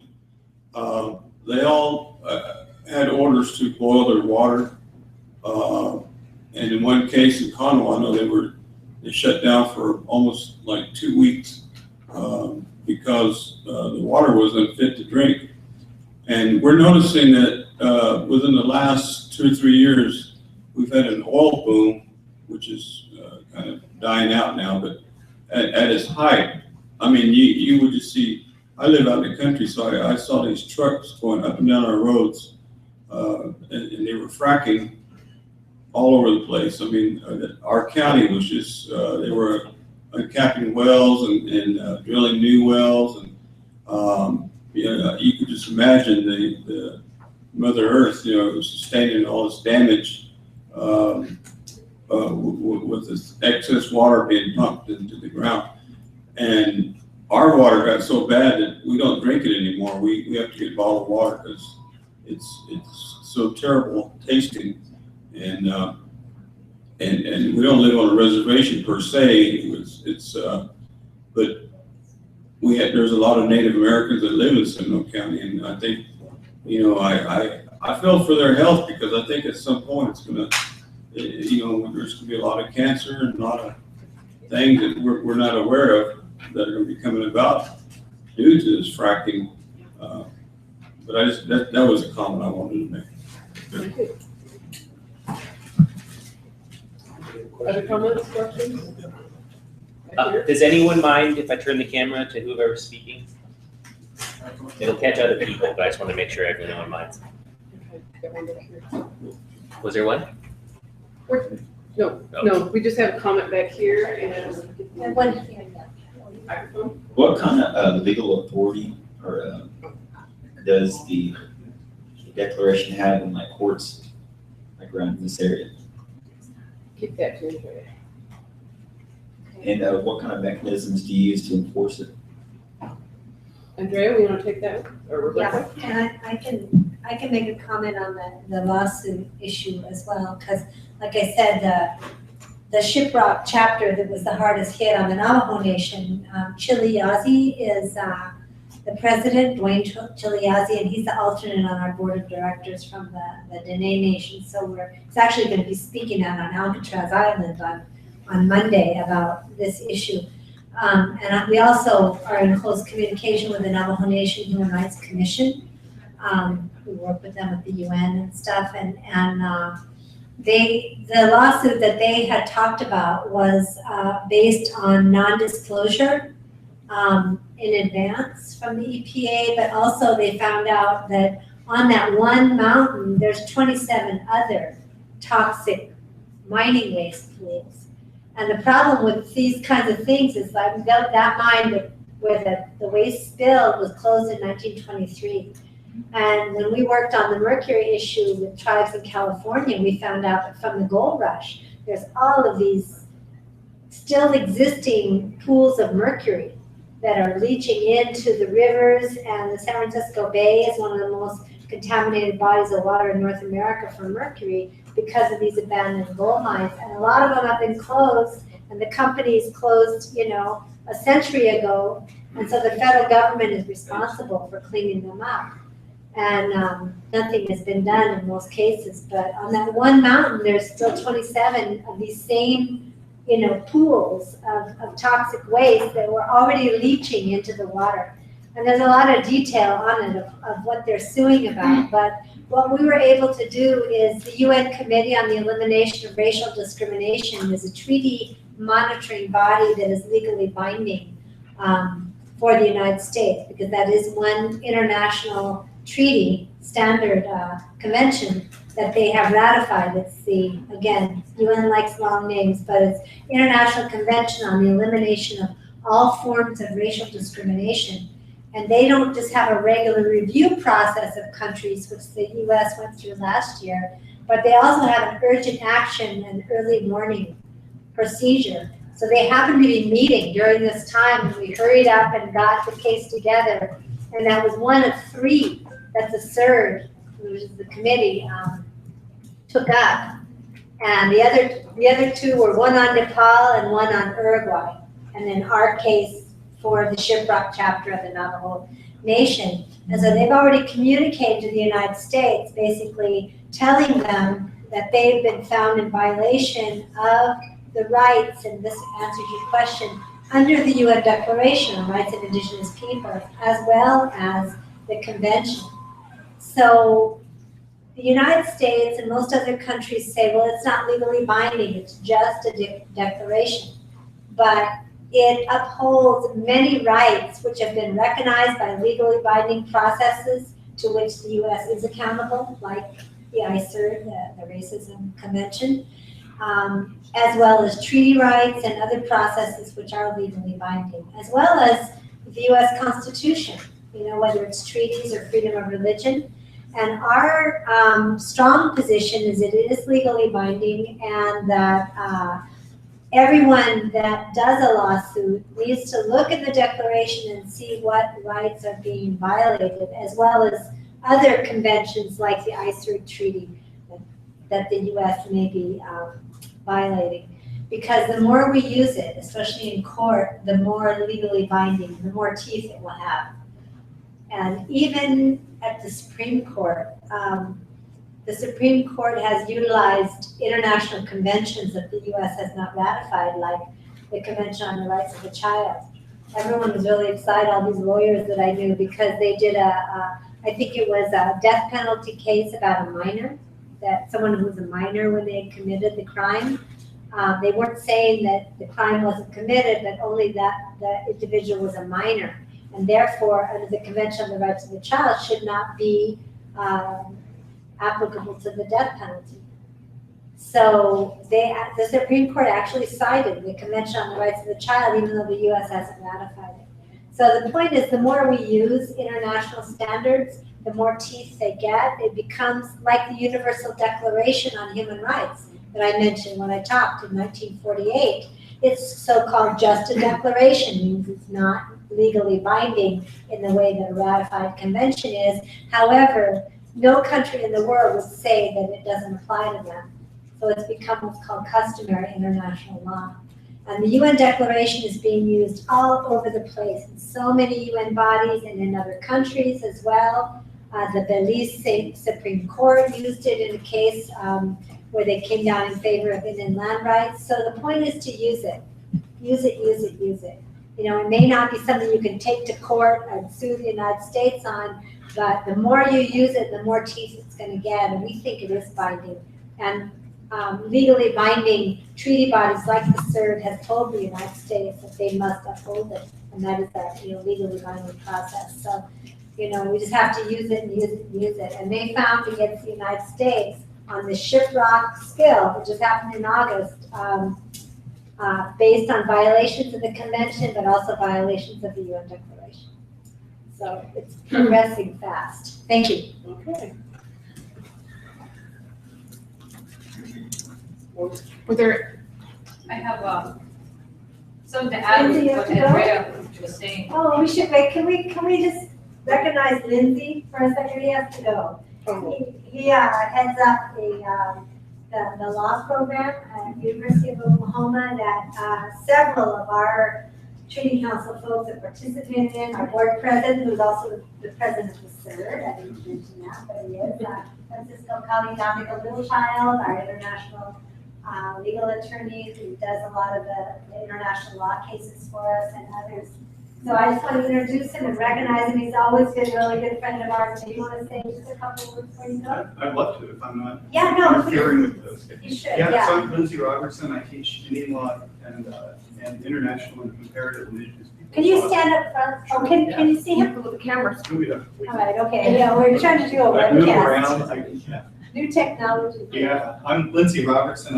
I'm a professor of American Indian law and international and comparative indigenous peoples law at the University of Oklahoma College of Law. So I guess I can say to all you out-of-towners, welcome to Norman, my hometown. I'm delighted to have you here. We work a lot with IITC. We consider ourselves good friends. We love to have them when they come to town and try to make their lives easy by provision of space and bodies and all sorts of stuff. I will say, can I mention a program that we've started that students, some of you might be interested in, and some people watching online might be interested in. We realized a number of years ago that there's a real hunger for information about how all of these legal rules work, and they are complicated. Both Native American law rules, what do tribes do, what rights does the state have to interfere in activities in Indian country, what's the federal government's relationship and how does all that work, and what are the important statutes and cases. So there's a hunger for this sort of information, but not everybody can give up 3 years of their lives to go to law school to learn it. And so what we did 3 years ago, we did this as sort of a test program, and it was a great success. We started an online, I'm going to get this word right, asynchronous Masters of Legal Studies program in Native American and Indigenous Peoples law. What that means is that all of the lectures we've pre-recorded. There's ongoing discussion online. We have all of your quizzes and final exams are online. And it's asynchronous, meaning that you just do it during the week when you have time to. Everybody builds their participation around their own schedule. We started, I think our first cohort, and we work on a cohort model. So the people that you start with are the people you're going to take all your classes with, which is a way to get to know each other really well. The first cohort of 10 or 11 people or something, including people from all over the place, folks who worked for tribal governments, people who didn't. We had a lawyer in the class who wanted to learn about Indian law so he could practice it. He hadn't studied it in law school. And that cohort worked so well and became so tight by the time they graduated, and they graduated with a regular class. Just through word of mouth without any advertising, we had, I think, 25, 27, something in the next year's cohort. We're now up to 30. We're starting spring admissions as well as fall admissions. We're expecting by the end of this academic year to have at least 50 people in the program, including tribal head of state from Arizona, people from, we got a student in South Carolina who just had to get evacuated because of the flooding, with students all over the country. You can do the program if you take 2 classes at once. I think you can finish in a year. And if you do it part-time, I think it's 18 months or something like that. We designed it to be affordable, accessible. Only prerequisite is a drive to learn the stuff and a college degree. But we look at applications, we let you know immediately that you're admitted to the program. And anybody who's here, you've sort of demonstrated a strong interest in the issue. I'm persuaded. But if you were interested in participating in the program, please let me know. Andrea knows where I live. Or you can go to the College of Law website, and it's pretty easy to find the information about it. It's the MLS, Masters of Legal Studies program in Indigenous Peoples. So thank you for that opportunity. Thank you very much. It's great to meet you.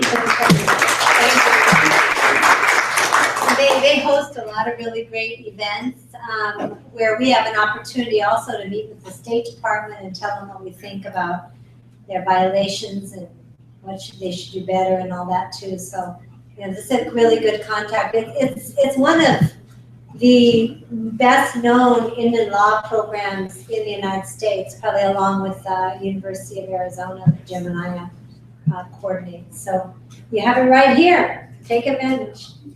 Thanks. Yeah. More comments? So we can go on with the presentations.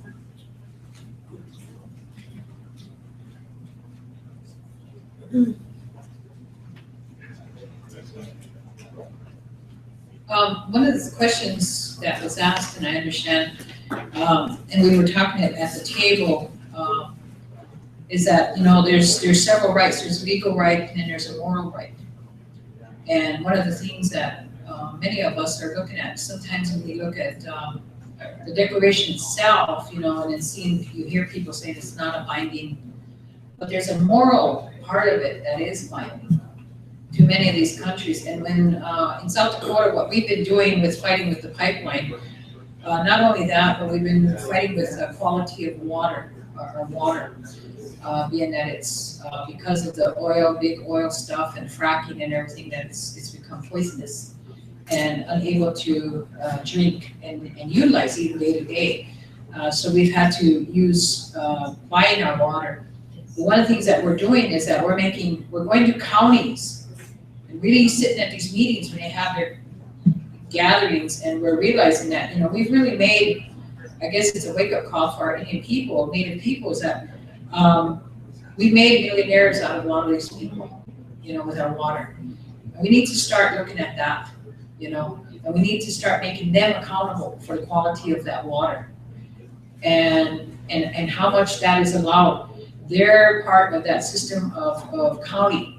So we went to the county level and we asked for the breakdown of what's all going into our water, realizing that some of them didn't even know, and finally now we're getting reports. Finally, we're getting reports back of what is going in what is our water being tested.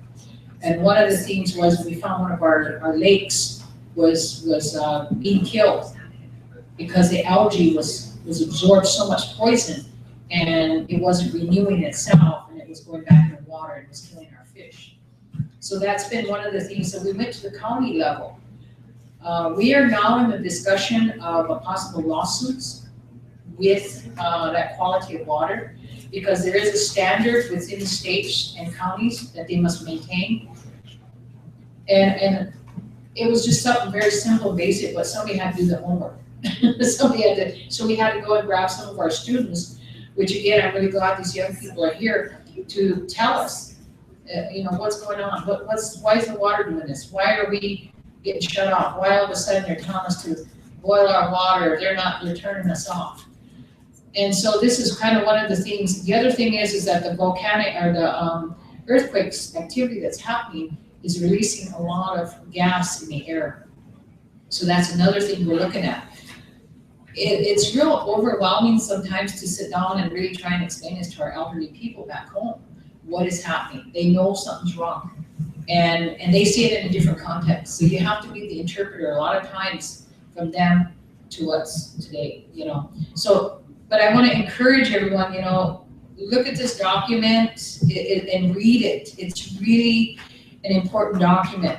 What we did in Lakota territory, we took it by tribe, because there's like 32 bands of us, major bands, and then there's sub bands. But what we did was, as women, we took the declaration and we adopted it internally as our own law. And then we took it apart and we adapted it even further to our natural laws as women, and then children, and then our men.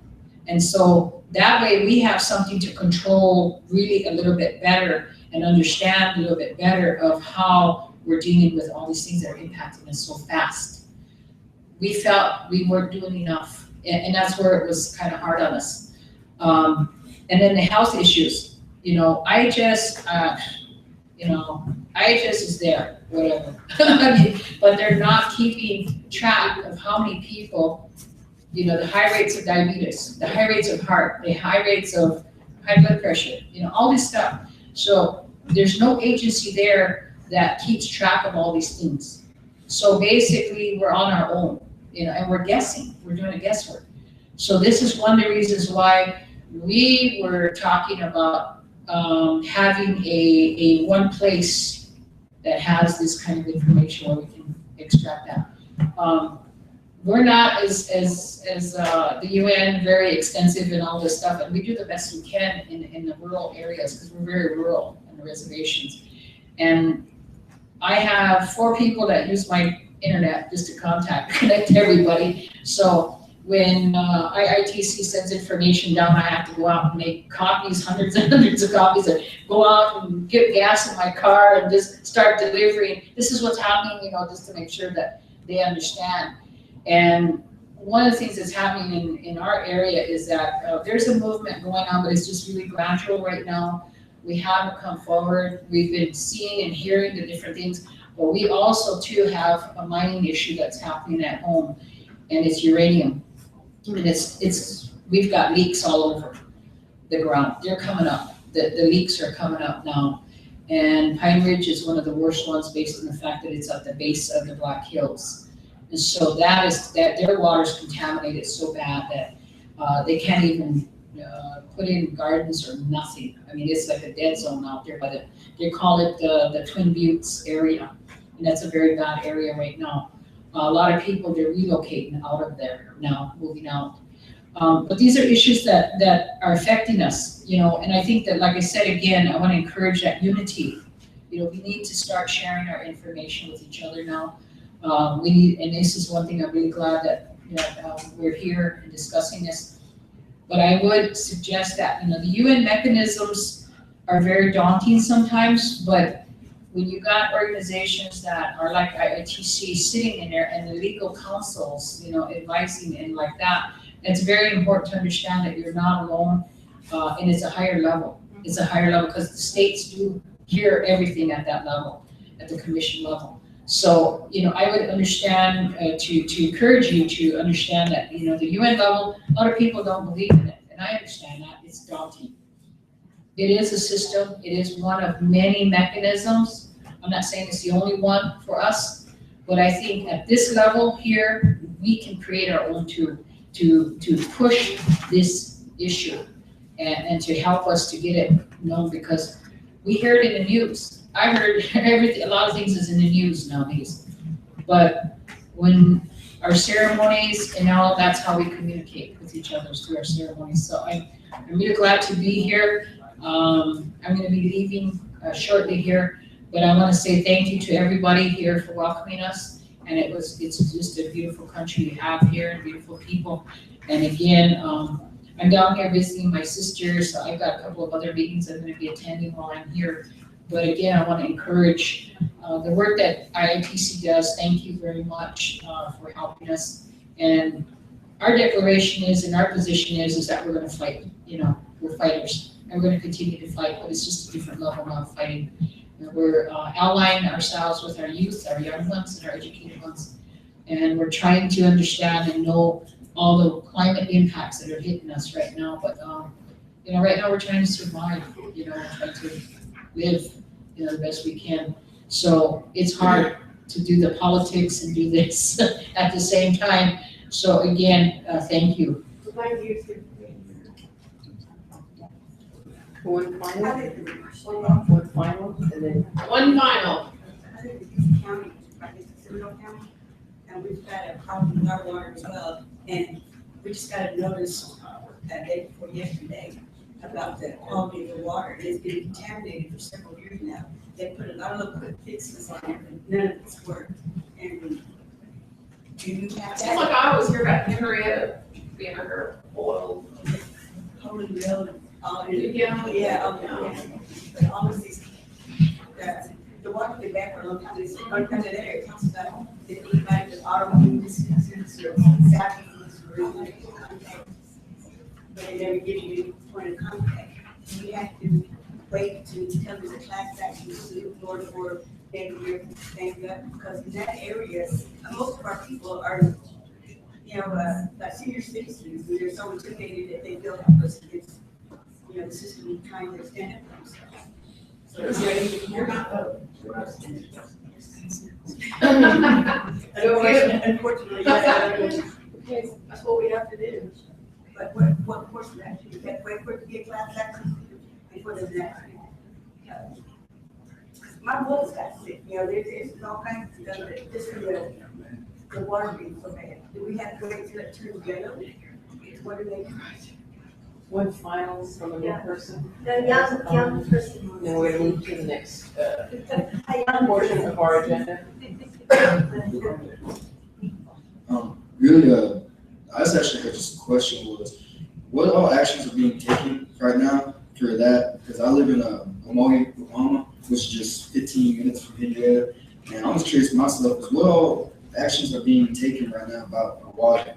I mean, I have friends of mine at my ceremonial grounds also as well, and have told me plenty of times different cases where they need water or they had to go buy water themselves. What all are we doing to help, make it aware and then also trying to help fix the problem? That's just the only question I have. Any answers? No, as we move on to the next part of the agenda, I'd like for us to go ahead and get ready for that. I think, just to be clear, that what we're doing today isn't saying that we have the answers. Part of what we're doing is drawing attention to what we don't have answers to. And that clearly is something that has been a common theme in this morning's discussion, as well as this afternoon's discussion. So we don't have an answer, clearly. But what we're saying is, it's a problem, let's start talking about it, let's see what we can do. We're all, of those of us who have this issue with our water, we're doing the best that we can on our own, but we haven't done much collectively. And I think that would be the next thing that we need to talk about, in another setting, probably. I live in Wewoka. We always have, that warning. And so what we've done is we don't drink the water. We buy the water, and I filter the water that I cook with. Now we have to bathe with the water because I have no other way of dealing with that. But we don't know, too, if, 10, 15, 20 years from now, we're going to find out that there was some illnesses that resulted from this exposure. But yes, I think we as community, we as tribal leaders, we need to go further. But no, we don't have, apparently we don't have the answer, and we aren't doing anything collectively yet. Some of us individually are trying to address it, but that is our next step, is what will we do collectively? What will our nations do for us? What can we do to get to the bottom, as you said, of what these problems are in our water? That's just for those of us who get the notice. What about the people who don't get the notice?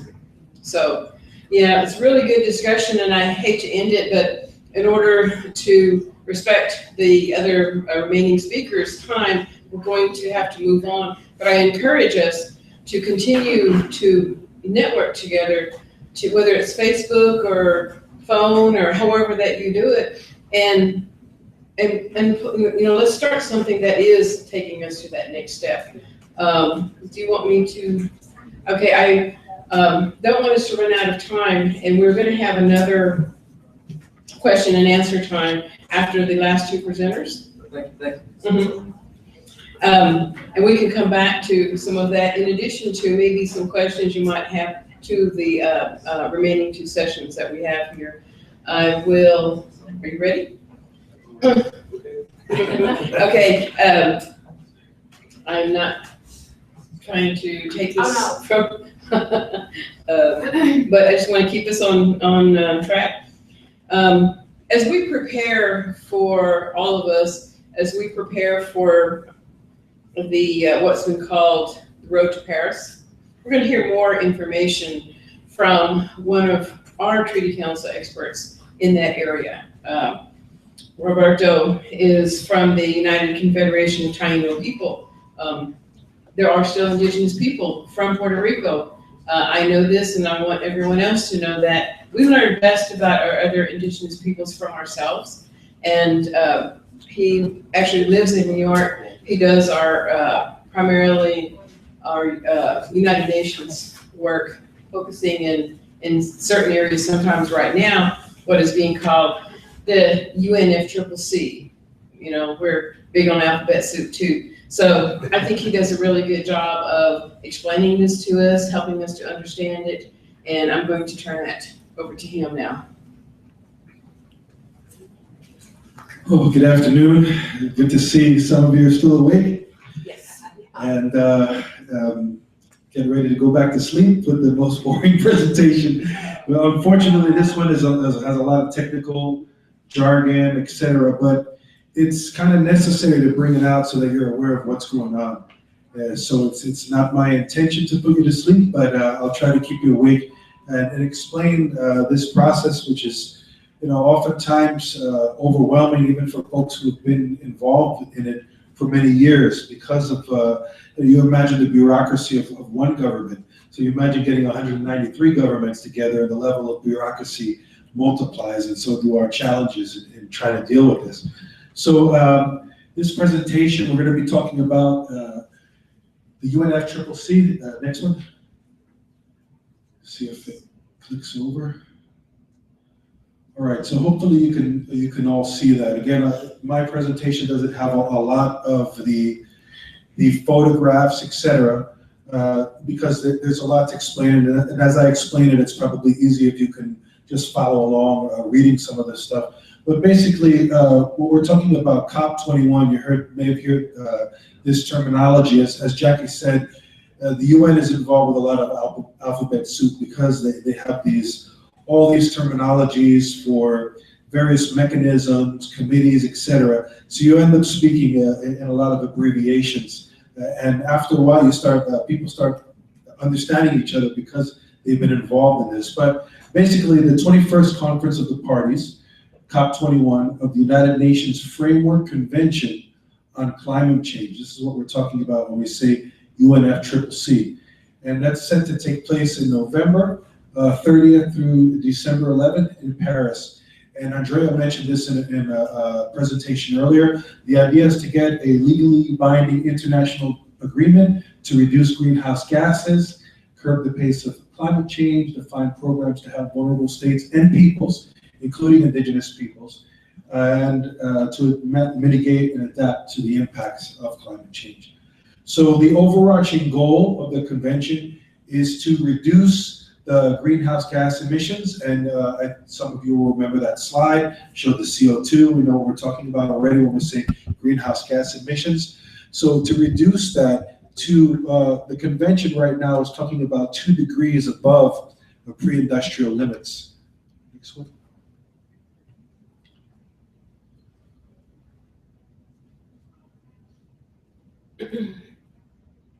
Clicking.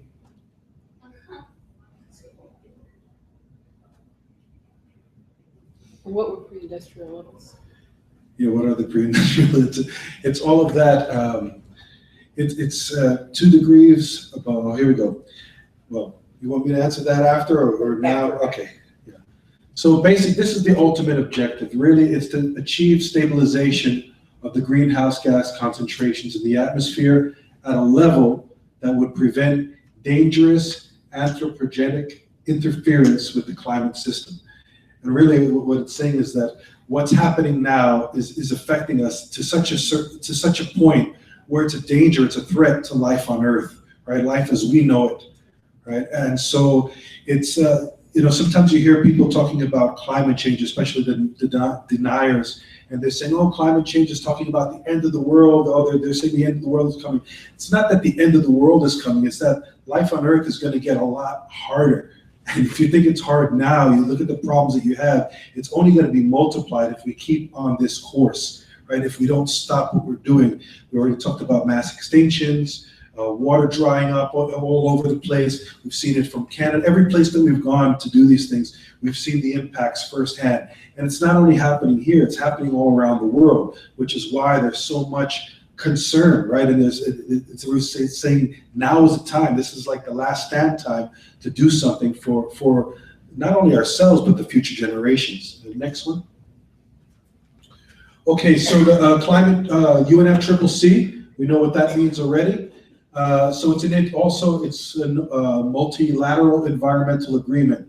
And it was first opened for signature at the Earth Summit. Some of you may have heard of this, the Rio Earth Summit, Rio de Janeiro, Brazil, in 1992. That's where a lot of other UN mechanisms started. Another big focus at the UN recently is the focus on the Sustainable Development Goals. And before that, they were talking about the Millennium Development Goals. And that was a set of standards that they're trying to get the world to, for example, ending poverty. One of the other ones was cutting AIDS, etc. You could look up all these things, but these were goals that so this climate change agreement started during that time. And this will be the 21st session again, which is where you get Conference of the Parties, which is where you get COP21, right? And it's also the 11th meeting of the parties, which they call CMP 11, to the 1997 Kyoto Protocol. And that's probably the more famous one that most people know about, and they remember the United States did not become a party to that Kyoto Protocol, so that was news, right? Let's go to the next one. Temperature goals. So this is what, again, we were talking about the temperature goals. So the goal is to keep the temperature rise. This is the main goal of the convention, to below 2 degrees centigrade above pre-industrial levels. Pre-industrial, well, when all of this stuff is starting, the man-made stuff is starting to go in the air. You heard of the Industrial Revolution. So we're talking about pre-industrial levels, right? So a 2013 to 2015 review is taking place to see if the goal needs to be more ambitious to 1.5 degrees in order to be consistent with that ultimate goal of the convention. I just talked about what's the ultimate goal, and then now they're reviewing to say, okay, is 2 degrees too high even? And for most Pacific Island states, for example, Andrea showed you a slide earlier of Tuvalu. The island is disappearing because of sea level rise. The salt water is contaminated all the fresh water. They don't have fresh water anymore. So this is a real life and death situation, because not only do they lose their lands, but then where you go, you have climate refugees, right? That whole nation of people, those people with their own language and customs, they're tied to that place. Their ancestors are buried in that land. Now they all have to move. I think Australia is offering them a place, right? And the Aboriginal Australians are saying, oh, wait a minute, you're offering them land. We haven't even straightened out our land problems yet. But this is the reality of climate change. This is the reality of the world as climate change continues to be this critical in nature. Now, 1.5, so the slogan now around the Pacific, and really this is supported by Indigenous peoples around the world. Why? Because we're often on the front lines of climate change. We see the impacts firsthand.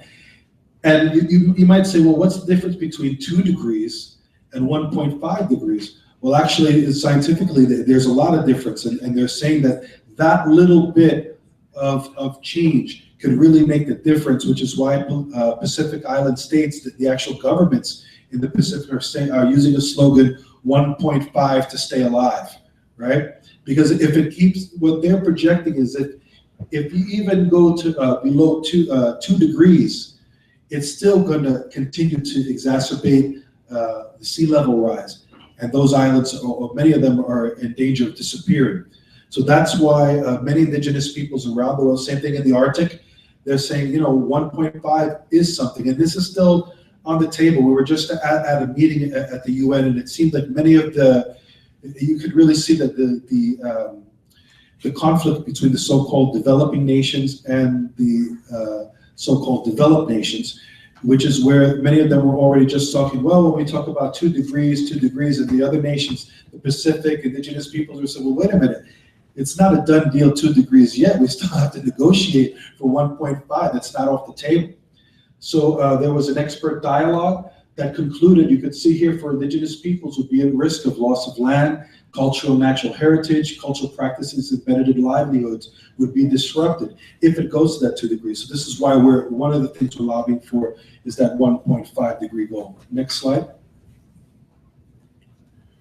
So in an effort to implement that framework convention, most of the parties entered into the Kyoto Protocol, which committed developing countries to reduce emissions. As we mentioned, the United States was not a party to that. So in an effort to bring all parties on board to try to get them to work towards an agreement, they established what they call the long-term cooperative action. Next slide. And this is going back into history, that we're talking about COP21, but now you see COP22, the Copenhagen Accords, is important because they anticipated that a binding agreement would be reached. That didn't happen, but a small group of countries, including the US, they got on board on this one, got into what they call the Copenhagen Accords. But again, it's a non-binding. The US likes to get involved in those non-binding agreements. They can push their weight around, but then the accountability factor is kind of murky, right? So what's important about the Copenhagen Accords this is the first time the developed world, in quotes, right, agreed in principle to provide 100 billion a year starting in 2020 for use in developing countries for mitigation and adaptation. And this is through something they call the Green Climate Fund. So next one. What's interesting about that Green Climate Fund, we'll talk a little bit more about that, is, again, for developing countries. And I think it's important to remember that because oftentimes Indigenous peoples, our nations and our communities, are also often compared to developing countries, right? So how can Indigenous peoples access that type of fund is something that we have to consider. So at COP 16, now we went from 15 to 16, we're going to 21, right? You see another decisions were made. No comprehensive agreement under that LCA that we just talked about, but it was the first time that human rights were mentioned in connection to climate change. And again, that's important for us because we just talked about the Declaration on the Rights of Indigenous Peoples, which are human rights. Sometimes some of these states are trying to say that, well, Indigenous rights are not human rights. They're trying to water down language to make it less impactful what they really are. But they established it in this time that human rights are in connection to climate change. And then in this Cancun decision, there were also a safeguard for Reds, Indigenous peoples, etc. Next one. That was folks marching there. One of the few photos I have in this very wordy PowerPoint. But the following, another one, COP 17, another important one, Durban Platform for Enhanced Action, or ADP. So in Durban, South Africa, the parties established the ad hoc working group on the Durban platform, which we refer to as ADP, and with the goal of reaching an agreement on a protocol for another legal instrument. So you heard about Kyoto. What's happening in Paris is they're trying to do another legal instrument. So this is where the beginning of that started in Durban, where they started to think about that. So the agreement would be binding on all parties. It replaces that other mechanism that people didn't sign on to, the LCA, and it has two work streams. The first is the global agreement, which is the document that they'll adopt in Paris. And the second is increasing the 2020 ambition, which is the 1.5. This is where that negotiation is going on. This is why that 1.5 degrees is not off the table yet, regardless of what some of the developing countries like US, Canada, et cetera, are trying to say, no, but we can only go with 2, right? But this is still on the table. Next one.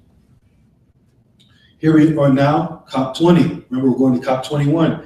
In Lima, the parties adopted the Lima Action Plan, and this provided for the submission of intended nationally determined contribution, or INDCs, in advance of Paris. So their commitments pre-Paris. That means that countries are already turning in these INDCs of what they're going to do before they get to Paris to reduce emissions, and if they choose to submit. And probably about 93 countries out of the 193 countries at the UN have submitted these INDCs so far. Of course, some of the larger countries like the US, Canada, Australia haven't done so yet. So this is something that we also have to keep watching. Next one, some progress was made on the draft, but that ADP draft was agreed upon in Geneva in February. And here's the interesting stuff that happens in these meetings. Basically, what the co-chairs did, because they have to get this agreement by this year, right? November, December is the big meeting, and only February they still don't have a document, right? So what the co-chairs allowed is basically for all the countries to say whatever they wanted, put everything in there, and they ended up with a 96-page document. So if you know about UN conventions, et cetera, you can't work with a 96-page document in this kind of agreement. So right now, it's the only official document before the ADP until it's withdrawn by the parties at the COP in Paris. And in July of this year, they actually got that text down. The co-chairs presented an alternate text. They got it down to 76 pages of a streamlined document. Now, what's important for us is that there were many mentions of indigenous peoples in that document. So what happens when it goes from 96 to 76 down to the eventual 20 or so pages is where they want it. What happens is that where do our rights go? Will they still be in that document by the time they whittle it all down? So we saw various mentions. That next slide, please. We saw various mentions of indigenous peoples, and as it stands right now, one of the things that we were pushing, and Andrea mentioned this, was to make sure that the rights of indigenous peoples are specifically mentioned in the document, in the binding area of the document, because this is something then we can lobby for afterwards or use in our negotiations or discussions with states or at the UN, etc. So this is part of the language that we were highlighting through the Indigenous Caucus that's working there. Basically, all parties shall, in climate change related actions, respect, promote, and fulfill human rights for all, including the rights of indigenous peoples. Next one. Now, there was a negotiating session that happened in August through September 4th. The co-chairs, they committed to get another document out, another version from 76 pages down to the one that they could handle in negotiations, and that they could go line by line for the next meeting, which is coming up probably in just 1 week, the next ADP. And you see some of the folks there talking about it. But what's important to remember is that there's not supposed to be another session in November. So they have to get this document, because basically they're not going to go to Paris and continue negotiations. That document has to be ready for the parties to enact, which is what happens at most of these UN meetings. They have the big meeting to say It's for the states to put the rubber stamp on it and say, yes, we agree. But all that has to be prepared beforehand. And so that this meeting coming up next week in Bonn, Germany, at the ADP meeting, this next negotiating session, is really the last opportunity that we have to lobby to make sure that our rights are reflected in that document somehow. And so the co-chairs did release another document, next one. And there's about, right now, in the document that they've just submitted, there's about 5 mentions of Indigenous peoples. But to give you an example of the differences, here's our full proposal. I just read to you some of it. But this is what we were proposing to the states. And this was in collaboration with other groups, because remember, Indigenous peoples are not the only constituency lobbying there. There's women's groups, there's youth groups, there's people, persons with disabilities, etc., who want to make sure that they're mentioned in that document as well. So you can see some of that. What's interesting about this is, one, is they put this information, or this, where it talks about Indigenous peoples' rights, in what they call the preamble section, which is not really the binding section that we want. So one of the things that we're going to lobby for is to move that language from the preamble into one of the more binding places of the document. That's what we'll be meeting with other states. We'll be meeting with some quote-unquote friendly states, like from Latin America, Bolivia, etc., to see how we can get their backing to help us get that language in the more binding place. Next one.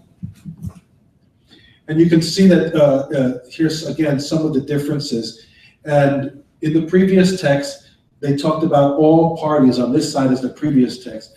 All parties shall, in accordance with Article 4, paragraph, etc. And then you see in the new text, over there, they said parties acknowledge, right? So it goes from parties shall to parties acknowledge. And that's heavy stuff when you're negotiating, right? You want to make sure that they shall, or they shall ensure. You don't want them to just acknowledge it, because that doesn't allow for much accountability when you're trying to follow up with them. So these are the things that we have to analyze when we're looking at these documents, and then we have to work with other Indigenous peoples to make sure that we're all on the same page, and then go forth to lobby together in unity. Because if just one, let's say if just North American people are just lobbying for those changes, it's not going to have the same weight as if all the regions are lobbying and saying this, and we're working with governments also to change it. Next slide, please. Now, this is talking about, so I'm going to move away from the actual document and just talk about a little bit about the funding mechanisms. I mentioned earlier that Green Climate Fund, remember that $100 billion every year to developing countries. It goes to developing countries, but also quote-unquote constituencies within those countries. Interesting thing there is that Indigenous peoples of so-called developed countries can't access that fund, right? So all that money that's going to help programs for adaptation, mitigation, it's only going to Indigenous peoples right now in developing countries. So the other thing that we're trying to lobby for is that Indigenous peoples from quote-unquote developed countries can have access to these type of funds to help us on the ground where we live, whether it's in North America, whether it's in Australia, whether it's in New Zealand, quote, the developed world. Because again, if you look at the conditions in Indigenous peoples, communities, nations, it's not different from the developing countries, right? There's often not much of a difference. So right now we have the government of Norway that's looking to fund an international fund for Indigenous peoples, and the goal is that for that fund to be managed by Indigenous peoples. So IITC and others are lobbying for direct access for that fund by Indigenous peoples in developed countries. Next one. And you see this is at the last ADP meeting. I don't know if you can see Andrea in the middle there. You can see her over here. Yes, I know you Right there, I like to put so that was one of the pitfalls. She twisted her, broke her foot over there. Yeah, the movement. She broke her foot while she was there lobbying for all of us. So she took one for the team, and she's healing now, and she made it here. But basically, these are some of the folks from around the world. But our two North American representatives, the main representatives on that committee, on that Global Steering Committee, are Andrea Carmen and Chief Bill Erasmus from the Diné Nation in Canada, and he also works with the Assembly of First Nations. Next one. So what we're doing to help to be part of this process is one, ITC has been organizing with our various partners like the Chickasaw Nation here today and others wherever we have about 2 left after this one with NCAI in San Diego and the last one in Oneida Nation Territory, Wisconsin. And so we're organizing a series of these consultations, and we're disseminating that questionnaire, which is important because we're going to be putting together a report that we can take with us to that to show, to give them an idea of what Indigenous peoples from North America are saying on these issues, to make sure that they know that we want to be part of those international funding mechanisms. 2, we want to highlight best practices when we're there. So some of these stories that we're hearing along these, when we're doing these consultations, we want to highlight those in Paris because while we have these meetings, we'll be having what they call an Indigenous Peoples Pavilion on site. So you'll have the official government session going on, but then those government representatives and the public will be walking through an area that'll have all these booths and displays. And so Indigenous peoples will have their area set up. So one of the things that we've been preparing with our friend Lewis and others is taking some of these interviews that we've been doing with people, and we hope to put together a loop of these interviews so that for those 2 weeks, they're going to be seeing the voices and hearing the voices, seeing the faces and hearing the voices of Indigenous peoples of North America, what they feel about these issues, what they feel, everything that they ask you in those interviews, which is why it's important. So if you're not going to be in Paris physically, at least some of that voice, some of what your concerns will be voiced there. People be walking past there every day, so maybe they didn't see the full video at one, but they'll have to walk back another way, and they'll catch it. And this is part of that plan to raise that visibility. Next one. So that's the end of my presentation. I had 1 minute. I'm ending there, but basically, we just like to throw that thought out there. It's vital that our voices are heard and our rights and our ways of life are protected as we confront the causes and impacts of climate change in our homelands and globally at COP21 and beyond. So that idea of unity, we're right behind it. We're there. We're part of it, and we just hope that this is a relationship and a discussion that we can continue. Because Paris is not the end, it's really the beginning. What happens after Paris is really going to be important. So we really need to keep these dialogues up. I want to thank you for your time and attention. Sorry there was a lot of words in that one, but we wanted to share the history, give you an idea of what we're up against there, and to let you know that really people are really working hard. These are not just trips to go to Paris. I mean, we're in sessions for a long time. We're meeting with these government officials. Some of these things are very dry. You have to, you're going to sit through, but you want to hear everything that they're saying because eventually it's going to impact us in some way, right? It's going to come down and hit our communities on the ground. So we have to be there, right? And that's part of our responsibility as who we are. Thank you. Thank you.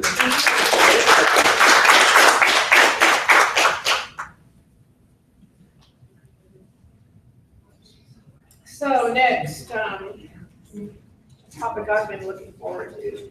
Why tribal leaders need to be engaged in work on climate change at the UN and at home. And Lieutenant Governor Keel didn't make it back, Jackie said so. We've got Assistant Chief Lewis Johnson, Seminole Nation of Oklahoma.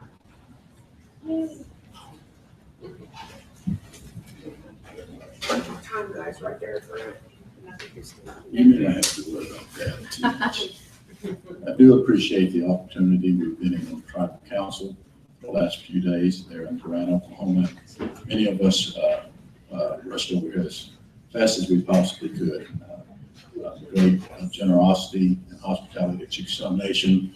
Let's give them appreciation, shout out, and thank back for the hospitality. When I was first approached to speak here today, I'm about just 2 years into a term as the Assistant Chief of the Seminole Nation. And over the course of the last few years, we've heard the terminology, at the area of national level to some extent, and then, of course, in Indian country about climate change and the effects of climate change to indigenous homelands abroad. And as I was thinking about that, in Wood Parish, just around the corner, the question is, what do we do, and why is it important that tribal leaders be a part there in Paris, and what can we do to prepare for that?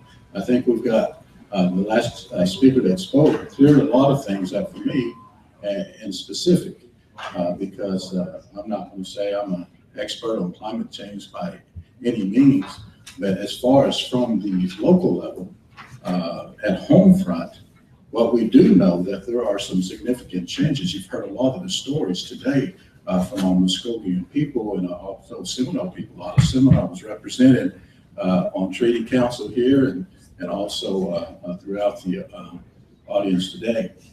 What I've gathered with my thoughts today is the impact of, which has always been a part of our cultures and traditions, is stories. And I know that a lot of them are related in the arena of video as far as causes. And the videos that were shown today was of great impact on me, both in my heart and in my spirit. And there was a specific term that was used in one of the videos. And as I was watching it and listening to it, I heard the term covenant. The term covenant. Covenant is between two folks or two entities or two organizations or between the Creator and humankind. And that's a very strong word. And I'm glad in that particular video that they use such strong language as covenant, because as Native people, wherever we may be, whatever region that we may be from, we have an accountability to one another, and we have an accountability to ourselves. And I think as far as leaders in American Indian and Indian country, we had traditional leaders here with Nico Thompson, and then we have what we call elected leaders, right? But there's a in-between momentum that can be gained by utilizing both experiences. Sometimes elected leaders are traditional leaders, but most of the time in today's Indian country, it's not necessarily so.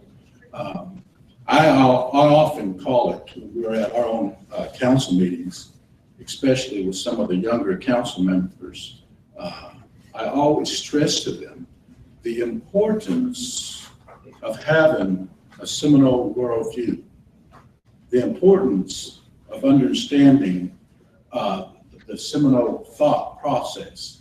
Because when you're making decisions in the area of government for the Seminole Nation, and you may have the best of education, you may have the highest of degrees, but there are some instances when you're making decisions that if you don't have a Seminole worldview, you might be going absolutely the wrong direction against what your people would think.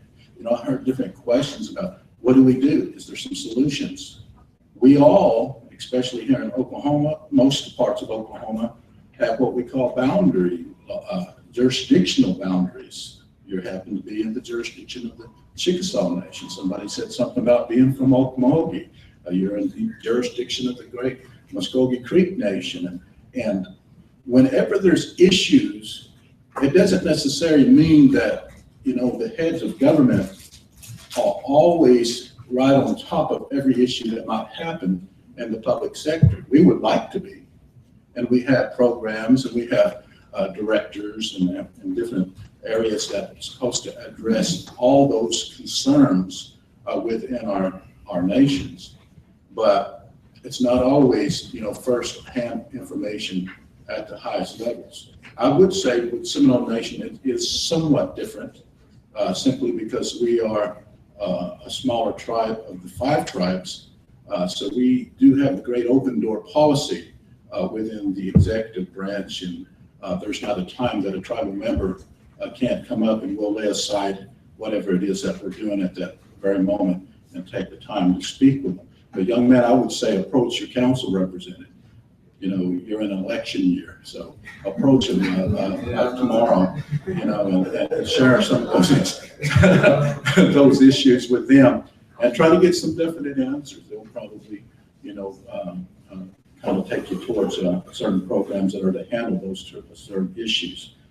But as far as climate change at the home front, I would think that what we can do is educate. Not everybody uses that terminology, climate change. When you're not able to go gather certain things that you've been known to be able to gather for decades, possibly centuries, and now there's beginning to be less and less of it, most people won't think of that terminology, climate change. But I think the education of what climate change really is in actual practical layman's terms, so that we see those things that are happening and related to climate change, even though we know those things are happening within our distinctive tribes.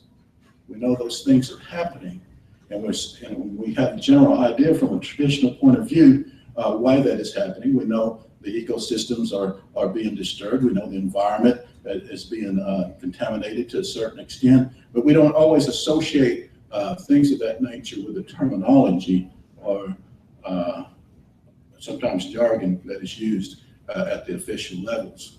And I think there's a meeting point, and I think we're a good example of that when the traditional ceremonial grounds, and not everybody practices ceremonial grounds participation, probably in most tribes anymore. Maybe there are some that do more than others. I would say Seminoles and Creeks are pretty high still in that area as far as participation. But those are where the knowledge of those particular things, when you have a consistency in growing seasons. One lady was talking about can't grow gardens anymore. One thing we did with the Seminole Nation to help as a pilot project, and we're trying this, and it's actually beginning to be somewhat of a success to us. It's very early stages, but it is organic, where it's a symbiotic relationship between growing fish and plants. It's called aquaponics.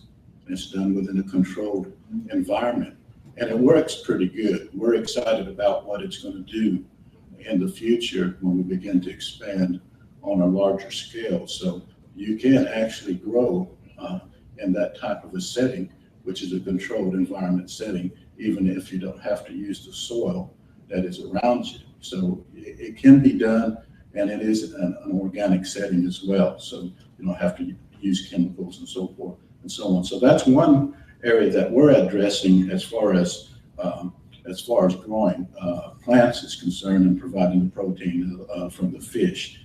But getting ready on the local level, that's a good question. I don't think we probably even addressed it. I was calling the secretary coming back from Intertribal, and it hasn't been addressed by, that I know of, at one of the largest and most influential tribal councils in the United States, and that's the Intertribal Council, which represents over 500,000 Native American people in the United States. And that's, we just came out of that session. And what I will share with you, as we gather more information at our tribal level with the Seminole Nation and with the Intertribal, of course, Governor Keel's a part of that, we're going to make it more of a topic into the future. How we can use the collaborations and the networking of our nations to be able to be effective on some positive projections in the area of finding some solutions and actually some practical applications, and on what are we going to do when things begin to happen, and things begin to happen in such a way that a lot of chaos is going to take place. I was asked that question a while back, by a good friend of ours who have left his walks of life, and he says, I'm going to predict something. And he was always good for predictions, but he always looked at the economy and other areas. He says, but we need to prepare for it, because what's going to happen when the trucks aren't going down the road anymore? What's going to happen when we don't have access to good quality water? And it's already, with a lot of the testimonials today, it's already happening all over the world and locally as well. So those are things that we as tribal leaders, can't put on the back burner, so to speak. So we have to be able to bring forth those things with all the authority that we have as sovereign nations and collaborations as nations together. I would say getting the information out to those tribal leaders. There's probably certain tribal leaders that have this information that this last young man shared, but I would probably guarantee you that the majority don't have that information you just shared. And I'm sorry to say myself, that's the first time I've seen that. I'm only 2 years in my term. Maybe I would have seen it by Paris, but he was saying that a lot of the things need to be done by next month when they go to Germany. So, well, that's an accelerated figure there. I mean, we've got to gather things. We're willing from our point, from our nation anyway, to commit our communications to additional videos, to additional stories. I have heard stories from our elders about at least the growing seasons seem to be changing, certain things not being able to be gathered as they have been over the course of time, and just the changing of the way that the cycles and the movement of the animals that are in our particular region and area. So we'll be glad to try to put something like that together, maybe for what you said, where they're going to have that pavilion and show additional videos. And I think we can contribute at least a few videos to that point. So with such a small amount of time that's left before these things happen, I believe that's what we could do as a Seminole Nation. But what we will do in the future is perhaps put together a task force. Dwayne is one of our council representatives on the tribal council for the Seminole Nation, and put a task force together that can make more of a greater impact, not only in Seminole country, but also in Indian country, with collaborations to the extent that we can with other nations. So I want to thank you for this opportunity and to speak. And I think probably from the Intertribal Council, we could introduce something of this nature in executive session, and I believe we will get a lot of support from the 5 tribes. Thank you very much.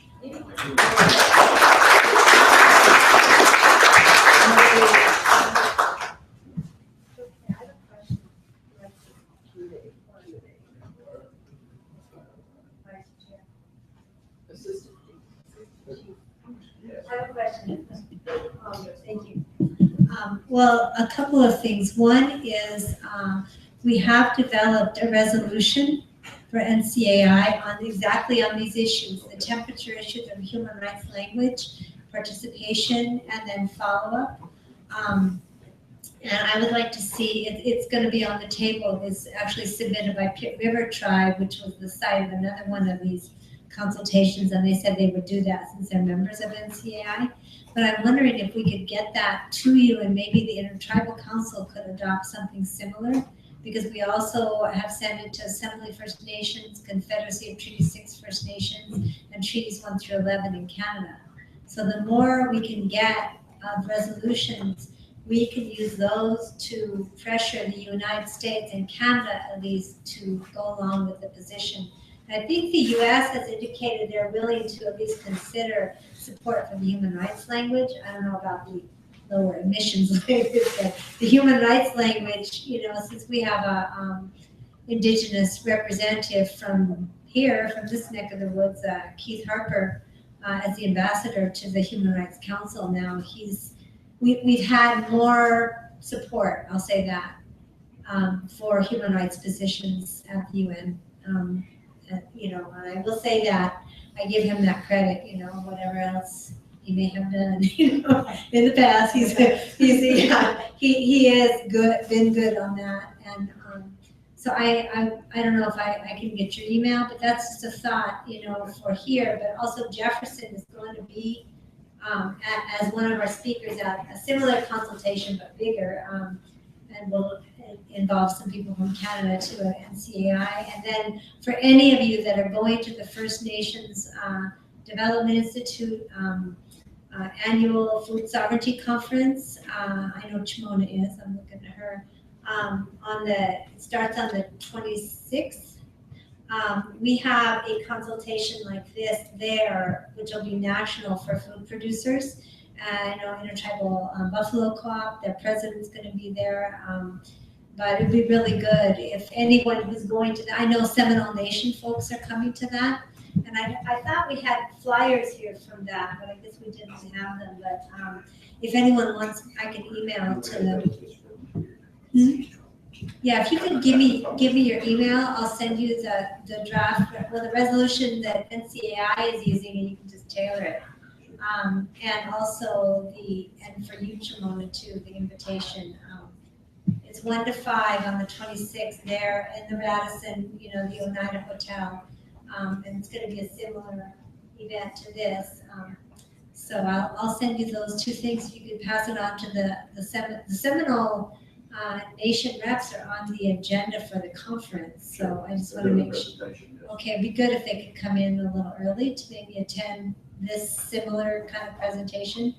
And I know Chimona's going to come too. So Orrin Lyons, Faithkeeper Orrin Lyons is going to be there. He's one of the first people that I ever heard talk about climate change. Like, I don't know, 25 years ago he was talking about it. And he's quite elderly now, but he really wanted to come because they're part of this, Oneida's part of the Six Nation Confederacy, the Iroquois Confederacy. And we have some other really great speakers that are coming in too for that. So it'll be similar to this, but with different speakers and a real strong emphasis on the food sovereignty issues. This is a food sovereignty conference. So I want to get that to you guys. And if anybody else is interested, I don't know if Roberto, if you had a chance to mention the listserv that we have or want to start. We have Treaty Council e-news, which I think everyone signed up for when you registered. It's a quarterly newsletter that we provide updates on all this kind of stuff that we're doing, where, what, UN events, grassroots events, our conferences and all that. But we just started a listserv for the delegates that are going to Paris. We were just talking now that it'd be good to kind of expand it to other people who are interested in keeping informed on this issue. We're using it to try to get information, because it's a huge coordination to get everybody organized for Paris. But anyway, we can broaden it up maybe to include so people can post stuff from their area as well. And one other thing I want to mention, do you have that Facebook? Curtis just showed me something that just came out, and I want you guys, I don't know how to forward stuff to Facebook, Roberto, but it says a newly activated fault under the Cushing, Oklahoma threatens the U.S. oil reserves. And I guess they just discovered this. A recently reactivated fault underneath Cushing, Oklahoma could produce an earthquake large enough to damage strategic national oil reserves stored there. So again, you're talking about storage of hazardous materials. This is hazardous. It could produce 5.7 earthquake. And there's oil tanks stored there. And there's a little map here. So maybe, I don't know much about Facebook. Everyone knows I'm really ignorant on this stuff. But if we could get this to Roberto, he could post it on Treaty Council's. Can you? How do you do that?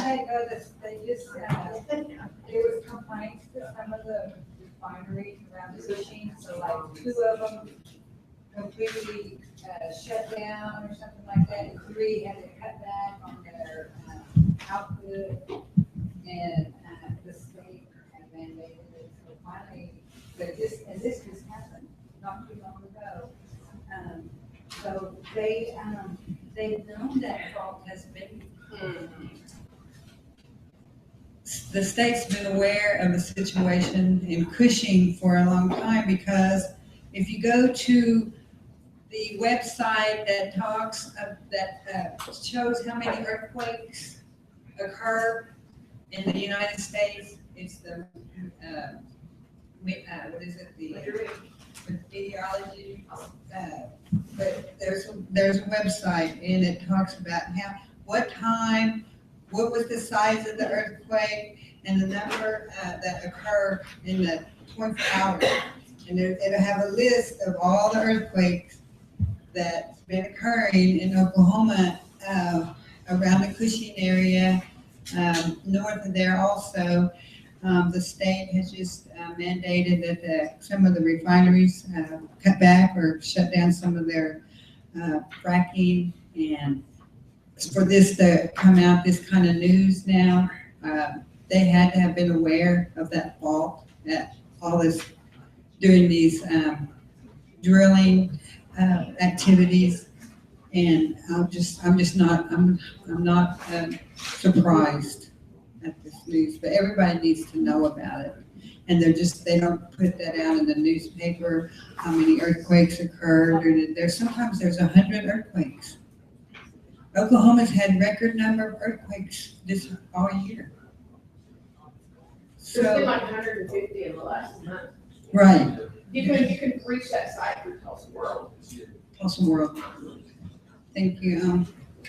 Again, I'm really honored to be here and have been here. We were at Intertribal Council also this morning. My name is Cindy Mae Tiger. I am from the Shawnee, Yuchi, and Muskogee nations. My tribal town I come from is Yuchi town. My mother's from Shawnee town, and I live over in Tulsa and brought my son because as the youth, they need to be aware and exposed to all of this information, and hopefully we can all come together and work together on this issue. And thank you again, Mado.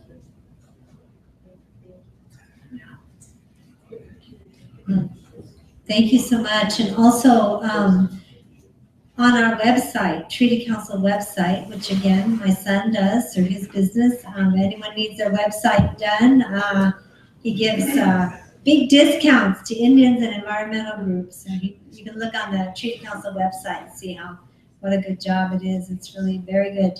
But anyway, he also has the food sovereignty declarations that I mentioned. Declarations of food sovereignty zones posted there in the food sovereignty section, or just write us if you want to get a copy of that. If Seminole Nation wants to pass a resolution for declaring a food sovereignty zone, I can get you that copy too, that the Navajo Nation and others have done.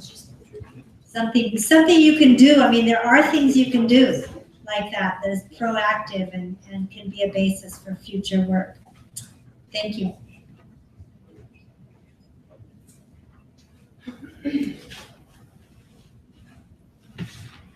Any more comments, questions?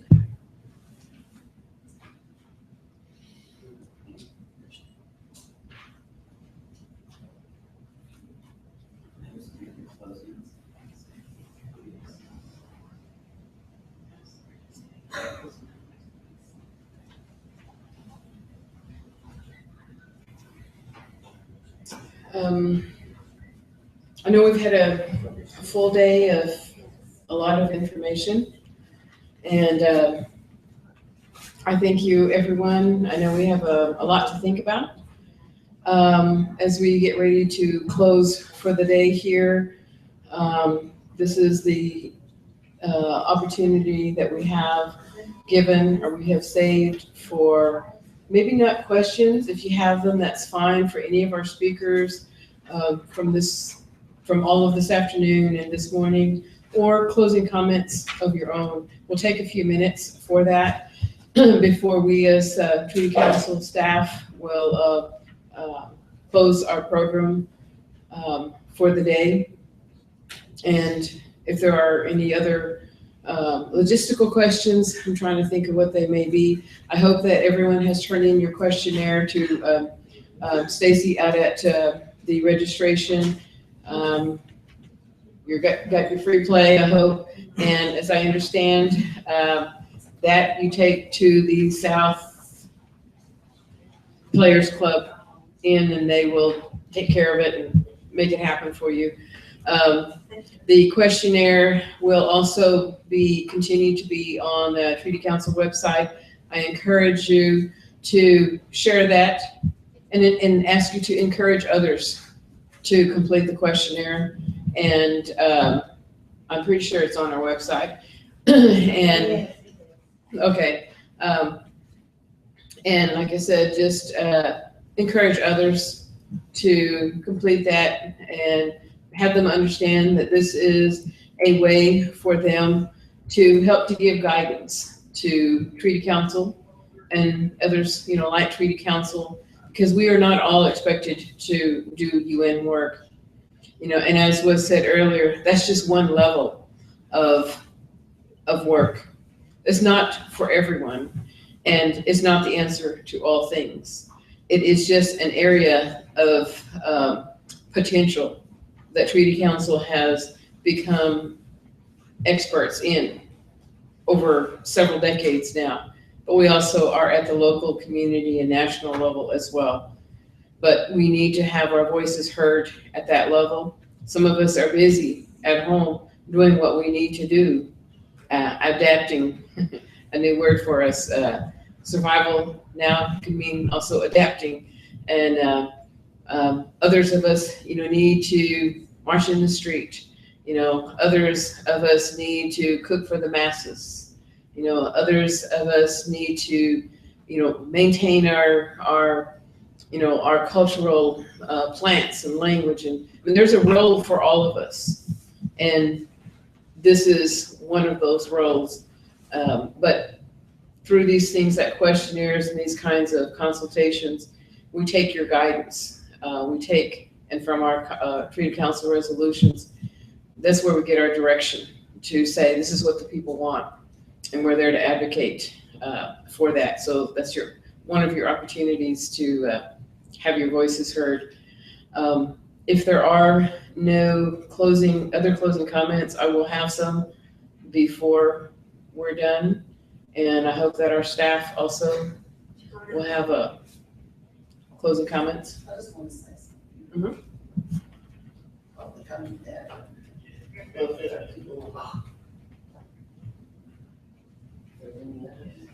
I'd just like to say, Mado, for allowing me to be a part of this meeting today.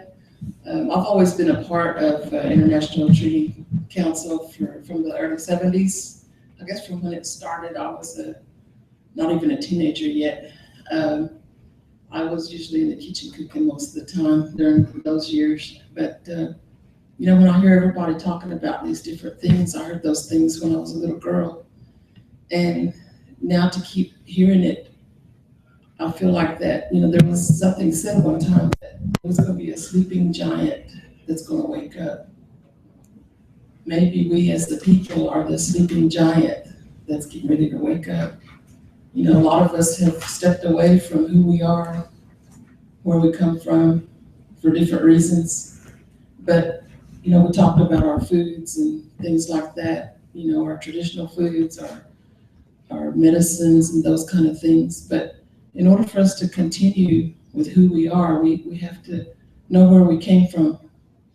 We have to remember what our elders taught us. So I'd just like to ask that each and every one of you encourage your babies, your families, your communities, even if it is to just make a little garden or just to help with whatever needs to be done, And I was always taught nature doesn't lie. We have to follow nature, and it's hard to follow nature right now when it comes time for us to plant and get ready for things for the spring. We went from winter right into summer, seems like this year. But I'd just like to say thank you for being here. And it's good to see people still continue after all this time, that there's still people out here still struggling, still fighting, still standing. And it brings back a lot of memories for me to see the pictures, the films. My dad was right there in front from the 1977 image that was shown. And I never expected to be talking. I was just used to back there flipping bread. But anyway, I just want to say, Mado.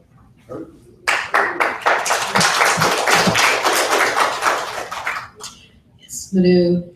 My final comment is a story I was going to tell earlier. I've told a few people here, but it keeps coming up, so I'm going to share it. One year, probably many years, back at the Roundhouse, many of us know what that is, in Okemo, Oklahoma. Now there's a new Roundhouse, but back in the day, when I was in the kitchen too, and David and Tusker were playing in the dirt, my recollection of one of the stories told in the Roundhouse, this is when elders would come together from different places. This is one of the early youth and elder gatherings. There's a lot of stories, but there was one that just really stood out, and I repeated it. We were told animals and nature and things like that, and how different indigenous peoples take on the characteristics of nature, animals. So there were certain times that you would eat a certain part of an animal, or that you wouldn't. For example, women of childbearing age, there are certain parts of animals we just didn't eat until that time had passed.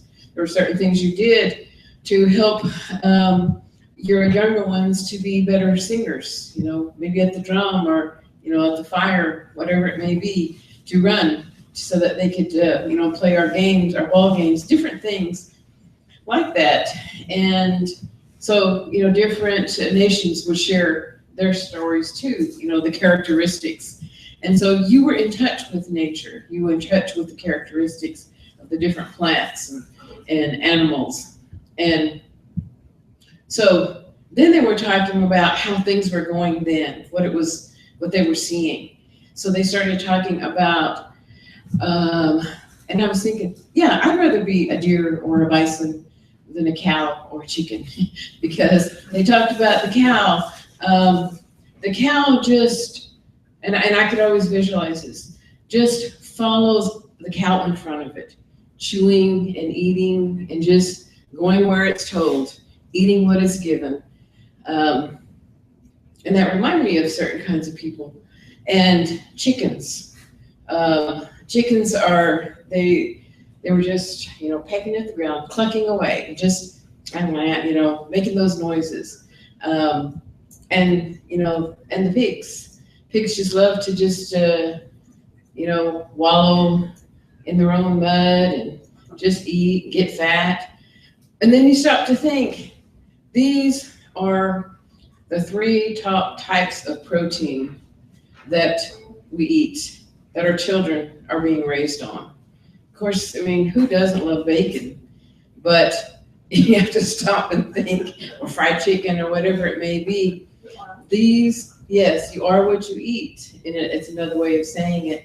So anyway, that was one of the stories that reminded me of these times that we're in. So I don't know what we do about the, the plants and the animals that are being affected by the change of seasons. So they need our help as much as we need their healing help, whether it's for our nutrition, whether it's for our healing. So this is a good start. Many people we're all at different levels of addressing this. As now I'm calling, like I said, survival. I guess that means adapting. And some of us are farther ahead, some of us are farther behind, but we will have to address this. We will have to become informed. We will have to practice ways that we can get through this, while others, and as we encourage others to try to get those responsible to stop their dirty deeds and to be accountable. The national, international levels. We're not the ones producing the CO2. We're not producing excess greenhouse gases, but someone is. So we have to support and encourage those who are working to address that. Those are my final comments. I'm going to ask Andrea and Roberto and maybe Stacy, if there are any final statements actually, you should have some final statements. If you would just come up here and after that, we'll have a closing prayer to close out today's event. And I thank you very much for your attention and your participation.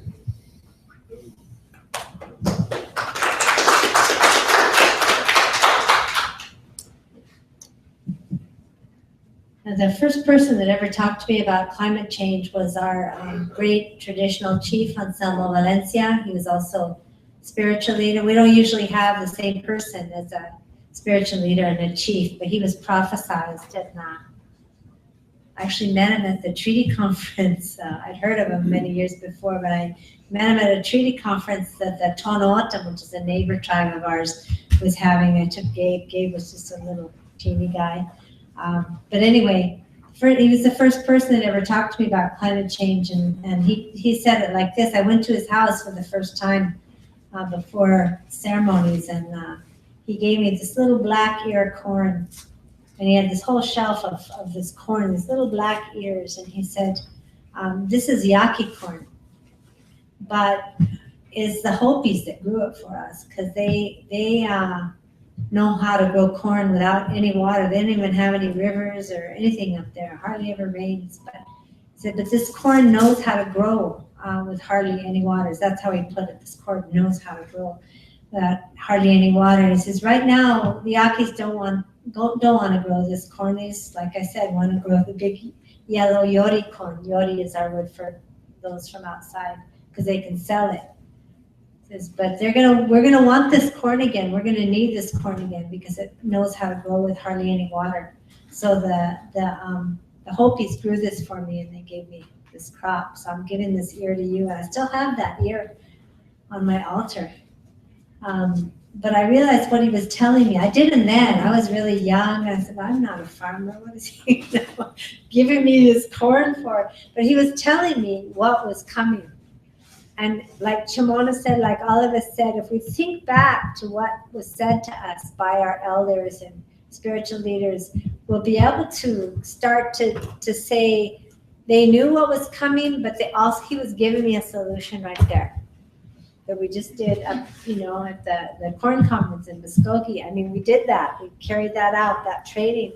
He was telling me the solution, and that's why I am convinced. We have these prophecies about what will happen, if we don't respect the earth, and here we are right now. But I know they left us the answers too. They wouldn't have given us the warning if they also weren't giving us the answers. We just have to think what those answers are.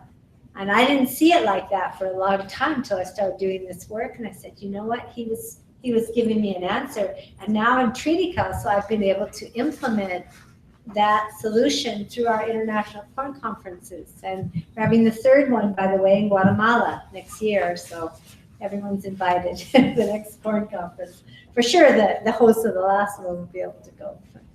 But I think that we need to think like that. We need to really think like that.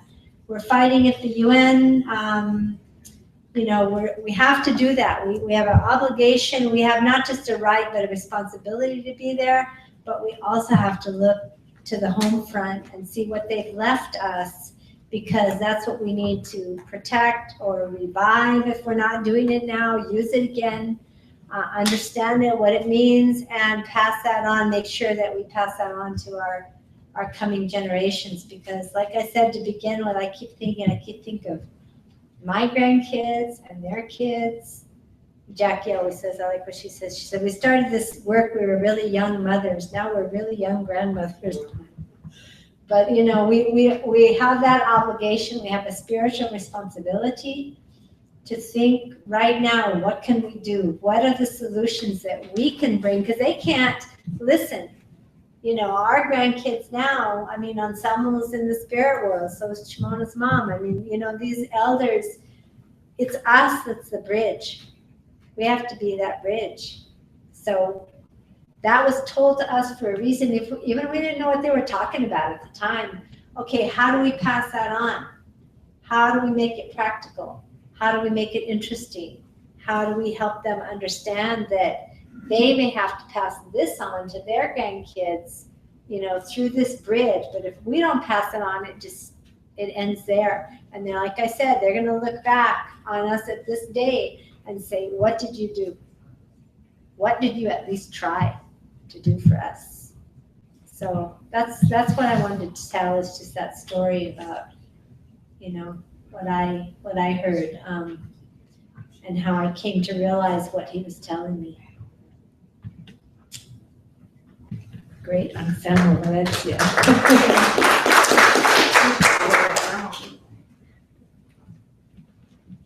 I'll just try to be brief. I just want to thank you all for being here today. It was a real privilege and an honor for me to just be amongst all of you, hear your stories, and just to know that, you know, we're not alone in this. And, you know, it's really good to, and I often get reinvigorated when I come to these things, because one, I see other people fighting, right, for these issues on the home front, and then it just helps me to remember why we're doing this at other levels. When you sometimes go to the UN or you're dealing with these folks and you wonder, you know, is this really worth it? But then at the end of the day, you can see that it is worth it, right? And because we're talking about our families really, and who we are and our interconnectedness, and which I think it's really important for me. What I took out of this day really reinforces that idea that, you know, I hear in my own community and in every Indigenous community that I have the privilege to visit, is that interconnectedness of all, you know. And so when we're talking about climate change, if we're using that terminology, you know, I think right in that presentation we mentioned that climate change agreement is an environmental agreement at its core. And all of this stuff that you're talking about, whether it's fracking or taking care of the grasslands or, you know, whatever the things, everything is all connected. You can't just separate, you know, what they're doing in the oil fields and not connect it to what's happening with climate change. Or, you know, they can deny it all they want, but, you know, the people in the Pacific, they're losing their homes. That's the reality, right? So there's no way to deny it for them. You know, that's the reality of the situation. And just if we're just sharing quick stories, you know, I was with some elders in my own community, and our folks were very fortunate to be placed on a land by the Creator that had a good growing season. We're surrounded by the ocean. And some of those animals that we interacted with, one of them was the manatee. I don't know if you know what a manatee is. It kind of looks like a walrus without the teeth, and you'll find some of them in Florida today, but they're also prevalent in the Caribbean. And you know, some of those manatees they're almost gone in our homelands. And in one year, there was a baby manatee that happened to come back to a spot where they hadn't been seen in many generations. And so the elders were looking at this, and they were saying, well, you see, that's to let us know that, you know, what once sustained us is still there. You know, it's still there for us. And they weren't just telling us to go out and start hunting manatee, you know, at that point, but it was that teaching that came along with the manatee. And I related to what's happening with the buffalo, and you see the reemergence, right, and the regrowth of the buffalo. And as the people are getting stronger in their spirituality as well, and these things are growing hand in hand, and so much so that just to show you the interconnectedness is that after that happened with that baby manatee, and those elders saying that what sustained us is there, you know, it's showing us that we have the opportunity to take that again. There was a white buffalo calf born, and it was, you know, made the news and everything. But at that same time that white buffalo calf was born, there was a bull manatee that had come up from southern waters from Florida and made it all the way up to the river, the Hudson River of New York. And it was happening just days before Chief Overlooking Horse was going to do a pipe ceremony at the United Nations for us, for what we're doing, for all of this work. So at the same time this buffalo was born, this manatee is coming up right before the pipe ceremony and is right in those waters, right? So all these animals, these signs, you know, that they're signs of hope for us. That there's, you know, it's not time to give up. It's time to keep fighting. And that's the message that I have, and that's what I see when I come to these things. But, you know, those type of things are really what keeps me going, and I just love hearing the stories, and it just makes us want to keep going. Thank you.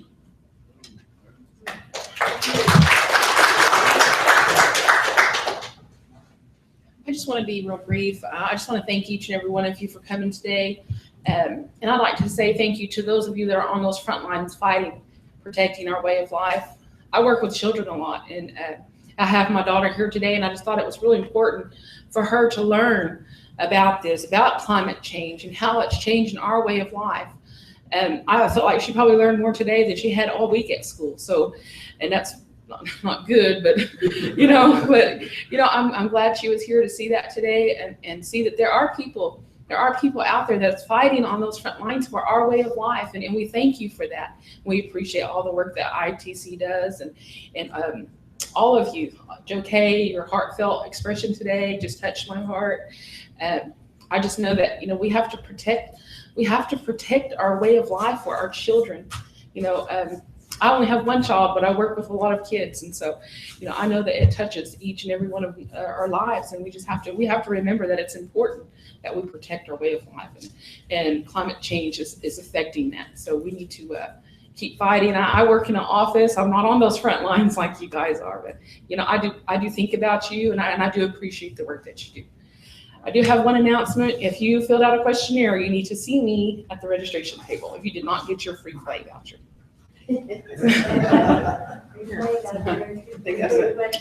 Great tip. Trying to do tax. Great insight. Okay, as we close, I want to thank our volunteers.